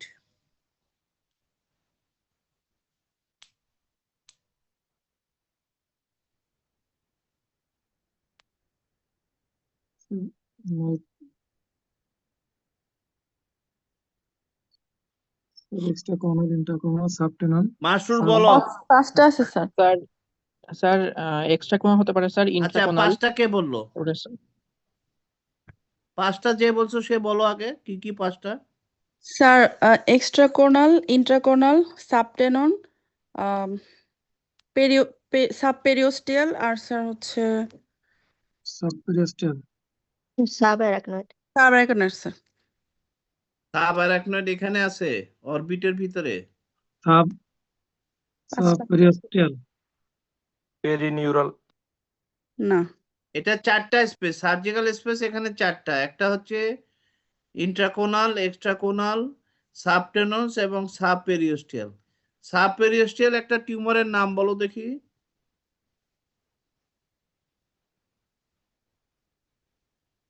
Subperiosteal মানে কি?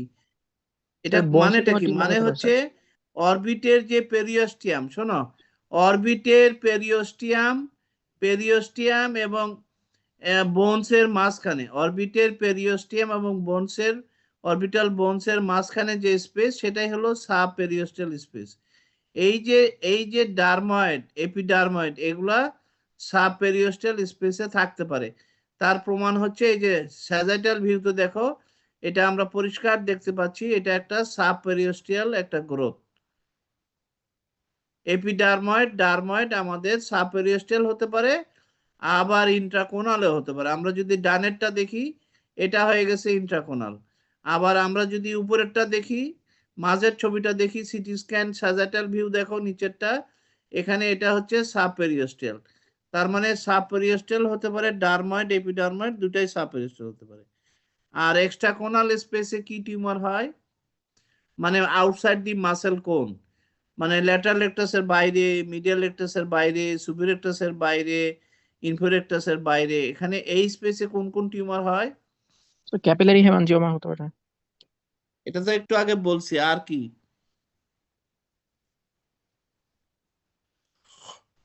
Lacrimal gland carcinoma. হ্যাঁ অবশ্যই ভালো বলছো, ল্যাক্রিমাল গ্ল্যান্ড তো অবশ্যই এক্সট্রাকোনাল। আর কি? Lymphoma, lymphoma another important extraconal tumour হচ্ছে লিম্ফোমা।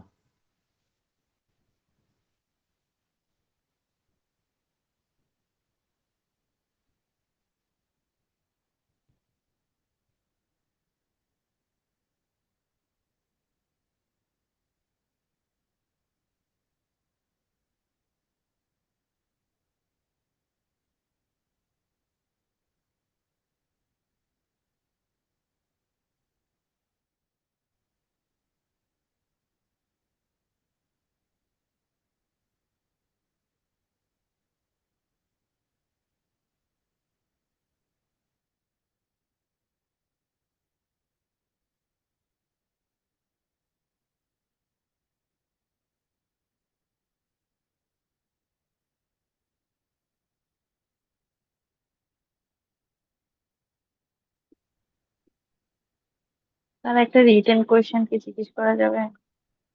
হ্যাঁ স্যার একটা কি হয়েছে? কোয়েশ্চেনে একটু কনফিউশন আছে একটু, স্যার জিজ্ঞেস করা যাবে? কোনটা বলো? স্যার একটা যদি 10 years boy progressive unilateral proptosis, swelling, redness থাকে এবং complain of diplopia, CT scan showing poorly defined mass with homogeneous density with adjacent তাই বোনি ডিস্ট্রাকশন। আস্তে আস্তে বলো কি হয়েছে। 10 ইয়ার্স গ্র্যাজুয়াল প্রপটোসিস, তারপরে? না sir, rapidly progressive unilateral proptosis হ্যাঁ with swelling and redness overlying skin. Overlying skin. Sarcoma. হ্যাঁ sir. Abdominal The boy sarcoma. হ্যাঁ also তারপরে? complained of diplopia, হ্যাঁ CT scan এটা তো খুব showing পরিষ্কার। Abdominal sarcoma. poorly defined mass with homogeneous density with adjacent bony destruction. হ্যাঁ বলো এটা কি হবে, কি কি হবে? খুব সুন্দর Rhabdoid question. Sarcoma sir. Sarcoma. Sir বলছেন যে র্যাপডোমায়োসার্কোমাতে বনি ডিস্ট্রাকশন হয় না স্যার। না না আমি সেটা বলিনি, না না ভুল করতেছো। আমি সময় কিন্তু পাই না, র্যাপডোমায়োসার্কোমা, সময়। আমি বলছি যে র্যাপডোমায়োসার্কোমা সো র্যাপিডলি ডেভেলপিং টিউমার, এখানে বনি ডিস্ট্রাকশনটাকে আমরা খুব বড় করে দেখতেছি না, এটা বলছি। আমি বলি নাই যে এখানে হবে না। আর কি, আর কি বলো? র্যাপডোমায়োসার্কোমা ছাড়া একটা মনে করো মাছ দেখা যাচ্ছে, সেটা লিডের মধ্যে, হ্যাঁ লিড সোয়েলিং হয়েছে, অথবা লিডের মধ্যে গ্রোথটা দেখা যাচ্ছে, প্রপটোসিসও আছে, একটা বাচ্চা 10 বছর বাচ্চা র্যাপিডলি ডেভেলপ করছে, র্যাপডোমায়োসার্কোমা ছাড়া। এবং সেটা যদি উপরের দিকে হয় তাহলে আমরা অবশ্যই র্যাপডোমা, বিশেষ করে মেল বেবি যদি হয়, আমরা র্যাপডোমায়োসার্কোমা অবশ্যই মাথায় রাখবো। আর কি? এটা কি ফাইব্রাস হিস্টোসাইটোমা হতে পারে sir?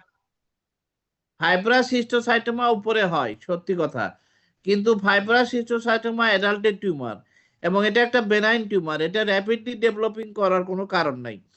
Fibrous histiocytoma is a benign slowly progressive tumour, so এটা হবে না। আর কি?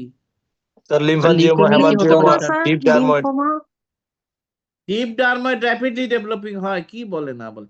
স্যার প্রথম লিউকেমিয়া কথা কি হতে হচ্ছে পারে স্যার? লিকুমিয়া, লিকুমিয়া, এখানে লিকুমিয়া আসতে হবে, তারপরে লিম্ফোমা আসবে। মনে রাখবা বাচ্চাদেরও কিন্তু লিম্ফোমা হয়, এন্ড বাচ্চাদের লিম্ফোমা মানে খুব খারাপ, বড়দের লিম্ফোমা অত খারাপ না।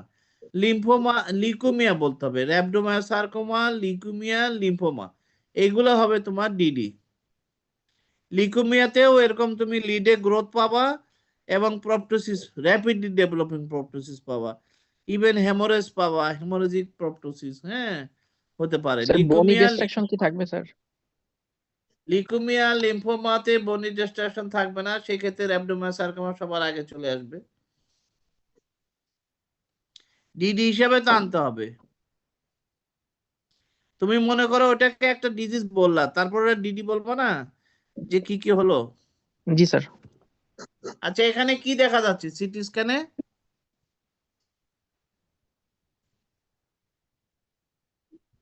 এখানে কি প্রপটোসিস আছে? না স্যার, নাই। আছে।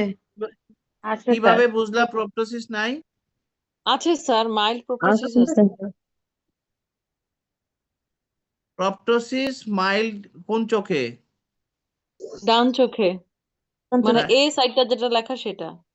রাইট রাইট লেখা আই যেখানে। হ্যাঁ, এখন প্রপটোসিস আমরা কিভাবে বুঝতে পারি সিটি স্ক্যানে? স্যার ল্যাটেরাল ইন্টারজাইগোমেটিক লাইন টেনে স্যার ওখান থেকে সামনে। কর্নিয়াল অ্যাপেক্স কতটুকু সামনে আছে স্যার সেটা মেজার করে বের করতে পারি স্যার। কর্নিয়াল অ্যাপেক্স দরকার নাই, আমি বলবো যে লেস দেন 1/3 যদি স্যার হয়। Eyeball sir. Interzygomatic line, interzygomatic line মানে জাইগোমেটিক বোনের এক সাইড থেকে আরেক সাইডের মধ্যে আমরা যদি লেস দেন 1/3 হয়, হ্যাঁ, তাহলে আমার যদি মানে কোনো আইবলের লেস দেন 1/3 যদি এখানে পড়ে থাকে, তখন আমি বুঝবো যে এটা আইবলটা একটু সামনে আগায় গেছে। এখানে কি দেখাচ্ছে আসলে? এটা কি স্যার বলো? অরবিটাল অ্যাপেক্সে লেশন আছে স্যার, টলোসা হান্ট হতে পারে স্যার, বা অন্য কোনো গ্রোথ স্যার আচ্ছা, অরবিটাল এটা অ্যাপেক্সে। কি অ্যাপেক্সে আছে না, শোনো, এটা কি অ্যাপেক্সে আছে না সুপিরিয়র ফিশারে আছে সেটা বলো। তো এটা মনে হয় সুপিরিয়র অরবিটাল ফিশার আছে, কারণ সুপিরিয়র অরবিটাল ফিশার এরিয়াটার মধ্যে হচ্ছে একটা হোয়াইটিশ কালার একটা কিছু দেখা যাচ্ছে, প্রথম কথা মানে হচ্ছে হাইপারটেনশন। আমরা, শোনো, আমরা যখন দেখব যে এই ওপেনিং এর ডিরেকশনটা ব্যাকওয়ার্ডস এন্ড আউটওয়ার্ড ল্যাটারালি, যে ওপেনিং এর ডিরেকশন ব্যাকওয়ার্ডস এন্ড ল্যাটারালি, সেই ওপেনিংটা হচ্ছে সুপিরিয়র অরবিটাল ফিশার। আর যে ওপেনিং এর ডিরেকশনটা হচ্ছে ব্যাকওয়ার্ডস এন্ড মিডিয়ালি, সেই সেই ওপেনিংটা হচ্ছে optic canal. So it is a case of superior orbital fissure syndrome. Very likely it is a case of Tolosa Hunt syndrome, it might be, হতে পারে। বুঝতে পারছো? যদি সিটি স্ক্যানে আমরা দেখি যে ওপেনিং এর ডিরেকশনটা হচ্ছে মিডিয়ালি, ব্যাকওয়ার্ডস এন্ড মিডিয়ালি, তাহলে এটা হচ্ছে অপটিক ক্যানাল। আর যদি দেখি ল্যাটারালি, ব্যাকওয়ার্ডস এন্ড ল্যাটারালি, তাহলে এটা সুপিরিয়র ফিশার।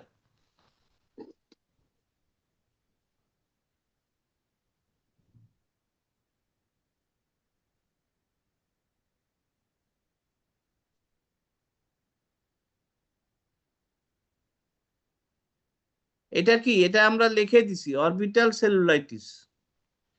এটা কিভাবে বুঝলাম অরবিটাল সেলুলাইটিস?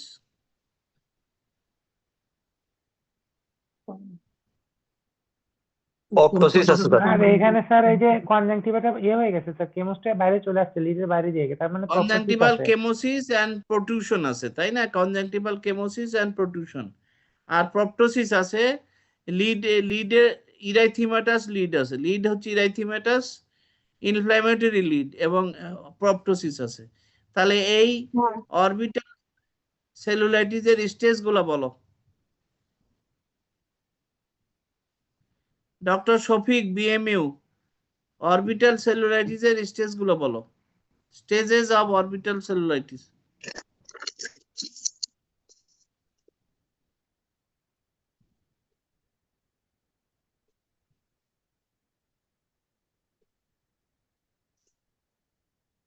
কেটে পড়ছে।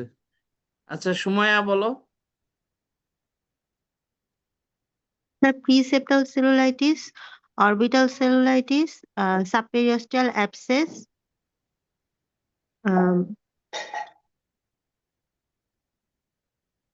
প্রিসেপ্টাল, হ্যাঁ। পোসেপ্টাল, সাপেরিওস্টিয়াল, অরবিটাল অ্যাবসেস আর cavernous sinus thrombosis. Very good. এইটা হলো, এই যে দেখো, আমরা একটু দেখাই দিই। এটা কি? এটা হচ্ছে প্রিসেপ্টাল সেলুলাইটিস, তাই না? এটা লেফট আইতে প্রিসেপ্টাল সেলুলাইটিস। আর এটা কি? এটা হচ্ছে অরবিটাল সেলুলাইটিস। কোথা থেকে আসছে? এথমোডাল সাইনাস থেকে। এথনোডাল সালফাসের ইনফেকশন অরবিটে চলে আসে, এটা অরবিটাল সেলুলাইটিস। এটা কি? এটা আমরা দেখাই দিছি, এই যে এটা হচ্ছে সাবপেরিওস্টিয়াল অ্যাবসেস, মানে pus is collected between the periosteum and the medial bony wall.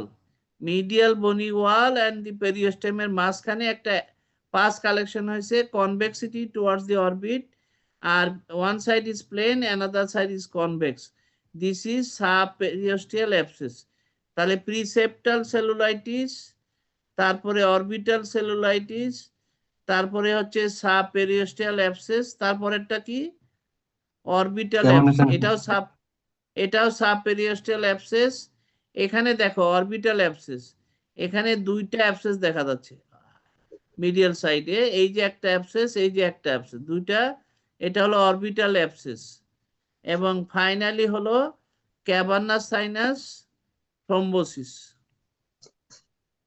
Cavernous sinus thrombosis. এগুলো তো sir stage of orbital cellulitis বললেন স্যার, এগুলো তো কমপ্লিকেশন হতে পারে sir.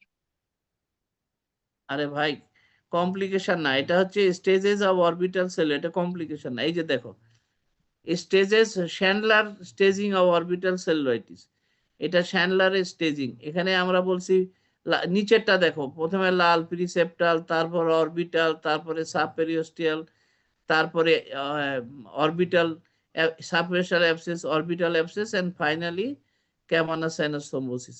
These are the Chandler's classification of orbital cellulitis.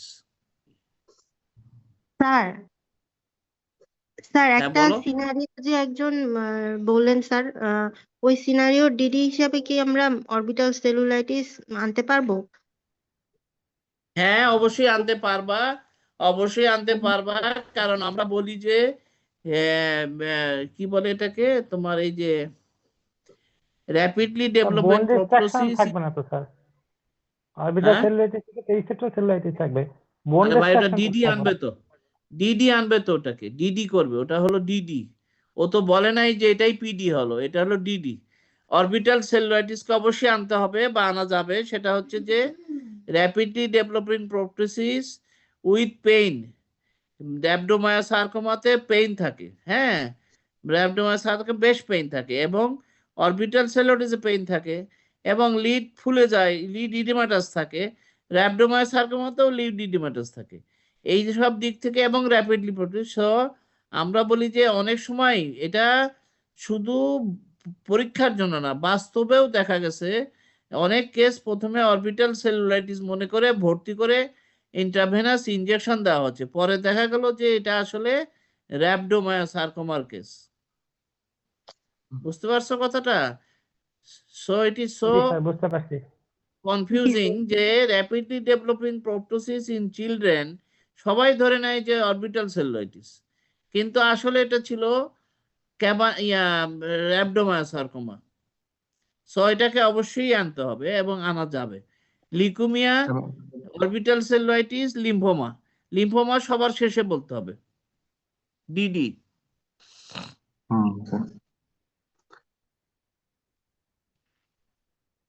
আচ্ছা বলো তো, একটা কোশ্চেন একটু কঠিন হয়ে যাচ্ছে তোমাদের জন্য। রাইট সাইডে দেখো, এখানে কি দেখা যাচ্ছে? সিটি স্ক্যানে আমরা কি দেখতে পাচ্ছি? সুপিরিয়র অপথ্যালমিক ভেইনটা স্যার এনগলজ হয়ে গেছে। Superior ophthalmic vein engorged. আচ্ছা এটা কি ক্যারোটিকো ক্যাভার্নাস ফিস্টুলার জন্য হয়েছে না থ্রম্বোসিসের জন্য হয়েছে, কিভাবে বোঝা যায়? স্যার ক্যারোটিক ক্যাভার্নাস ফিস্টুলা হলে স্যার মাসেল গুলো এনলার্জমেন্ট হবে স্যার। আরে বেটা সিটি স্ক্যানে কিভাবে বোঝা যাবে? এটা হচ্ছে ডাই টেস্ট করতে হবে। Contrast in cavernous sinus thrombosis there will be no change before and after contrast, but in carotid cavernous fistula there will be enhancement of the shadow in carotid cavernous fistula. মানে বুঝতে পারছো কথাটা, প্যাথোলজিটা কি? যেখানে thrombosis হয়ে গেছে ওর ভিতর তো ডাই ঢুকবে না, ফলে ওখানে কোনো চেঞ্জ আসবে না। কিন্তু যেখানে ক্যাভার্নাস ফিস্টুলার জন্য ক্যাবানা কি বলে তোমার সুপিরিয়র অপটিক ভেনটা এনগর্স করছে, কিন্তু ওর ভিতরে কিন্তু তখন ডাই ঢুকতে পারবে, সেই জন্য তোমার এনহ্যান্সমেন্টটা থাকবে, এখানে সেই এনহ্যান্সমেন্টটা থাকবে না। এটা দেখে আমরা বুঝতে পারি যে এটা আসলে ক্যাটেগরি ফিস্টুলা নাকি ক্যাবানা সাইনাস থ্রম্বোসিস। থ্রম্বোস হয়ে গেছে তাহলে তো ওর ভিতরে আর ডাই ঢুকবে না।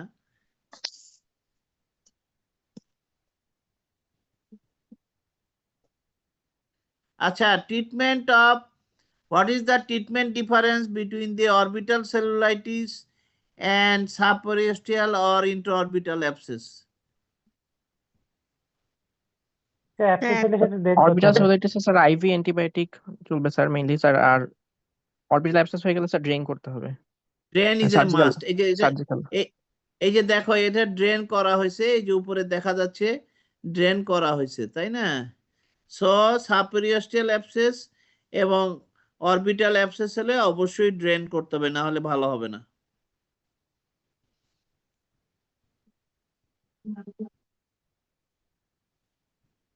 এটা কি বলো?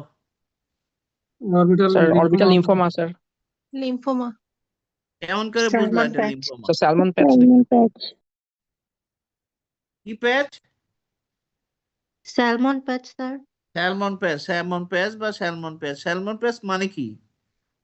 স্যার স্যালমন ফিশের ফ্লেশের মতো স্যার দেখতে হয়, একটু রেডিশ হোয়াইটিশ স্যালমন মিক্সড। ফিশের মতো দেখতে হয়। ইয়েস, স্যালমন ফিশের মতো পিঙ্ক কালার হয়, সেই জন্য আমরা এটাকে বলি স্যালমন ফিশ মাছ। হ্যাঁ, কনজাংটিভাতে যদি প্রপটোসিসের সঙ্গে যদি আমার এরকম স্যালমন ফিশ মাছ থাকে ইন দ্য কনজাংটিভাতে, তাহলে এটা আমরা বলবো যে এটা আসলে লিম্ফোমার্কেস।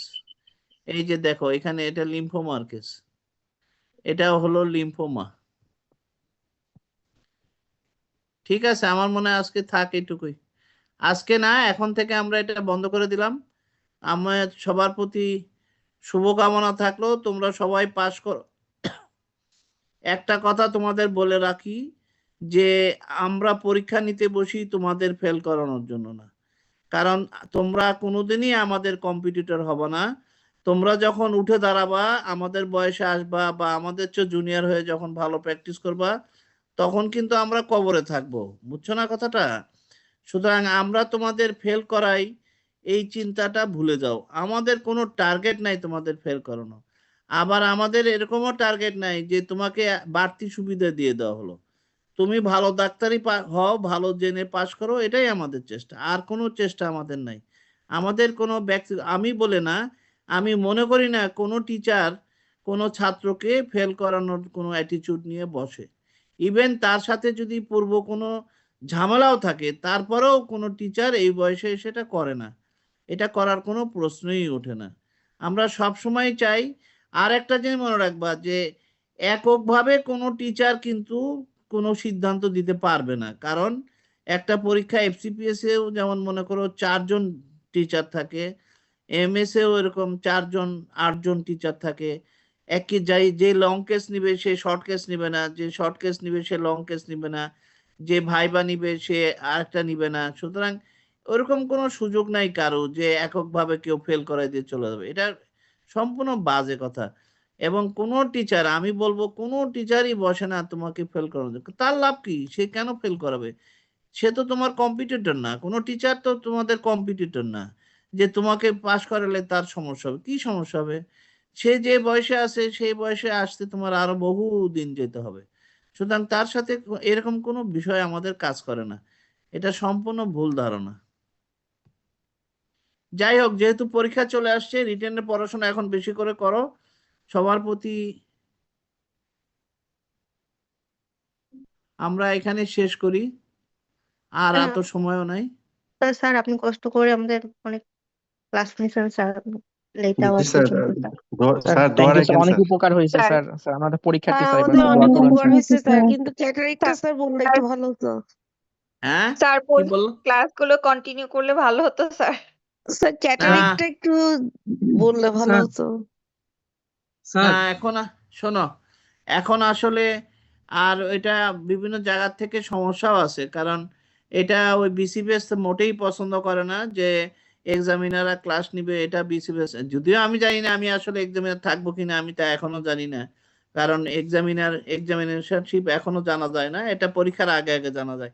আমরা কেউই জানি না কে এক্সামিনার থাকবো কে থাকবো না, কিন্তু তারা চায় না যারা এক্সামিনার থাকে সম্ভাব্য এক্সামিনাররা ক্লাস নিক, এটা তারা চায় না। সেই জন্য বলতেছি যে আর তাছাড়া তুমি যেটা বলতেছো ক্যাটারাক্ট না, এরকম সব জায়গায় সমস্যা আছে তোমাদের। এর পরীক্ষা পাস না করা পর্যন্ত মনে হবে এটা জানি না ওটা জানি না এটা মনে হয় পারবো না, কিন্তু বাস্তবতা হচ্ছে তুমি যখন পরীক্ষা বসবা তখন দেখবে সব মনে পড়ে যাচ্ছে। যারা আসলে সারা বছর কষ্ট করছে, এই 4-5 বছর ধরে ট্রেনিং করছে, পড়াশোনা করছে, তারা আসলে ফেল করবে না। যারা পড়াশোনা করে নেই তারা পরীক্ষার আগে 1 মাস পরে পাশ করতে পারবে না, এটা হলো বাস্তবতা। হ্যাঁ, বাস্তবতা হলো এটাই। যারা কাজ শিখে নাই, কাজ করে নাই, তারা পরীক্ষা দিলেই পাশ করে যাবে, এটা হয় না আসলে। কারণ একজনের কাছে পাশ করবে, আরেকজনের কাছে আটকে যাবে।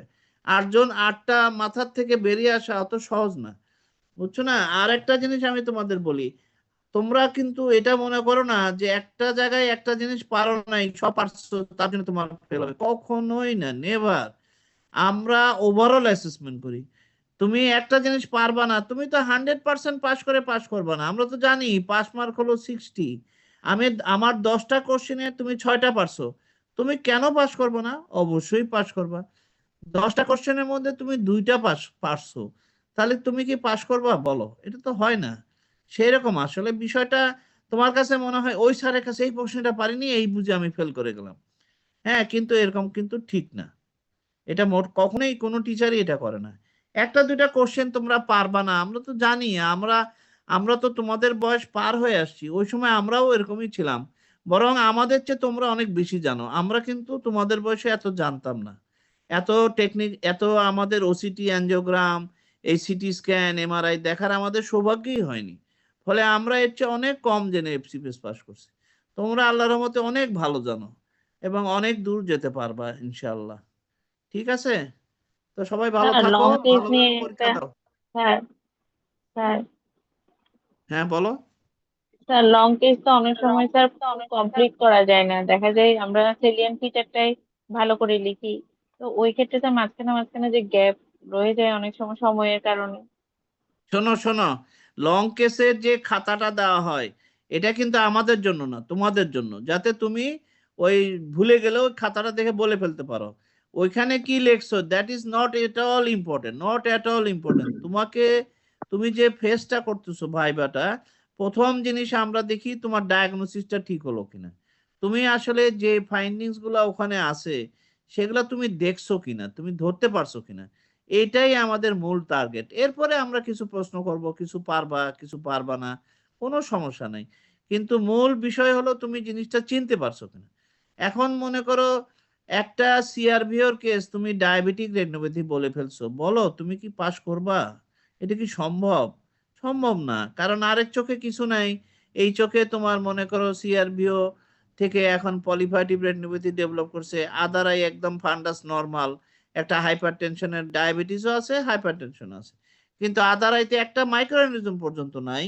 অথচ তুমি বলতেছো ডায়াবেটিক রেটিনোপ্যাথি পিডিআর, এক চোখে পিডিআর, এটা কোনোদিন হয়? এটা আরেক চোখে অ্যাটলিস্ট তোমার মনে করো ভেরি অ্যাডভান্সড বা যেটাকে বলে ভেরি সিভিয়ার এনপিডিআর থাকতে হবে। এই জাতীয় মিস্টেক গুলো করো দেখেই তোমাদের সমস্যা, এছাড়া কিন্তু আসলে কোনো সমস্যা না। ওখানে কি কি ফাইন্ডিংস আছে তার সবগুলা না পেরে বহুজন পাস করতেছে, আমরাই পাস করাই দিচ্ছি, কোনো অসুবিধা নেই।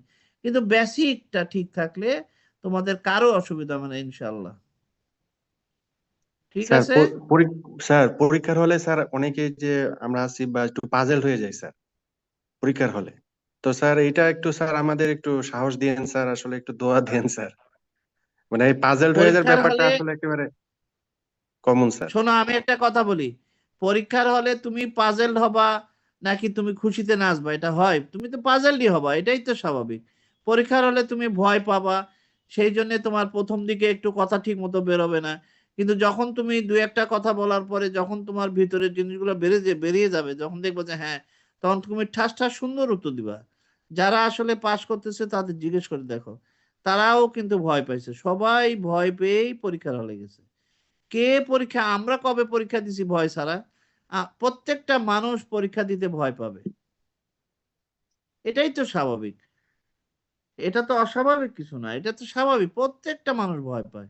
কিন্তু প্রথম দিকে একটু যখন আলাপটা শুরু হয়, তুমি একটা জিনিস শুনে রাখো, আমরা অনেক সময় যখন দেখি যে কোশ্চেনটা সে পারতেছে না, তখন অনেক সোজা কোশ্চেনে চলে যায়, একদম ব্যাক করি, আচ্ছা তুমি এটা বলো, আচ্ছা তুমি এটা বলো, তার সাহস দেওয়ার জন্য সে যেন ওইটা সোজা কোশ্চেনটা যখন সে উত্তর দিতে পারে, তখন তার মনে ভয়টা কেটে যায়, পরে তখন আবার একটু কঠিন কোশ্চেন করলে সে উত্তর পারে। কিন্তু যে ছেলেটা জানে না, যে মেয়েটা জানে না, সে কিভাবে তার ভয় কাটবে বলো? এগুলো আর কোনো ঠিক না, এগুলো তোমাদের মানে ভয় সাহসের কিছু নাই, আবার ভয় পাওয়ারও কিছু নাই। পরীক্ষা দিবা।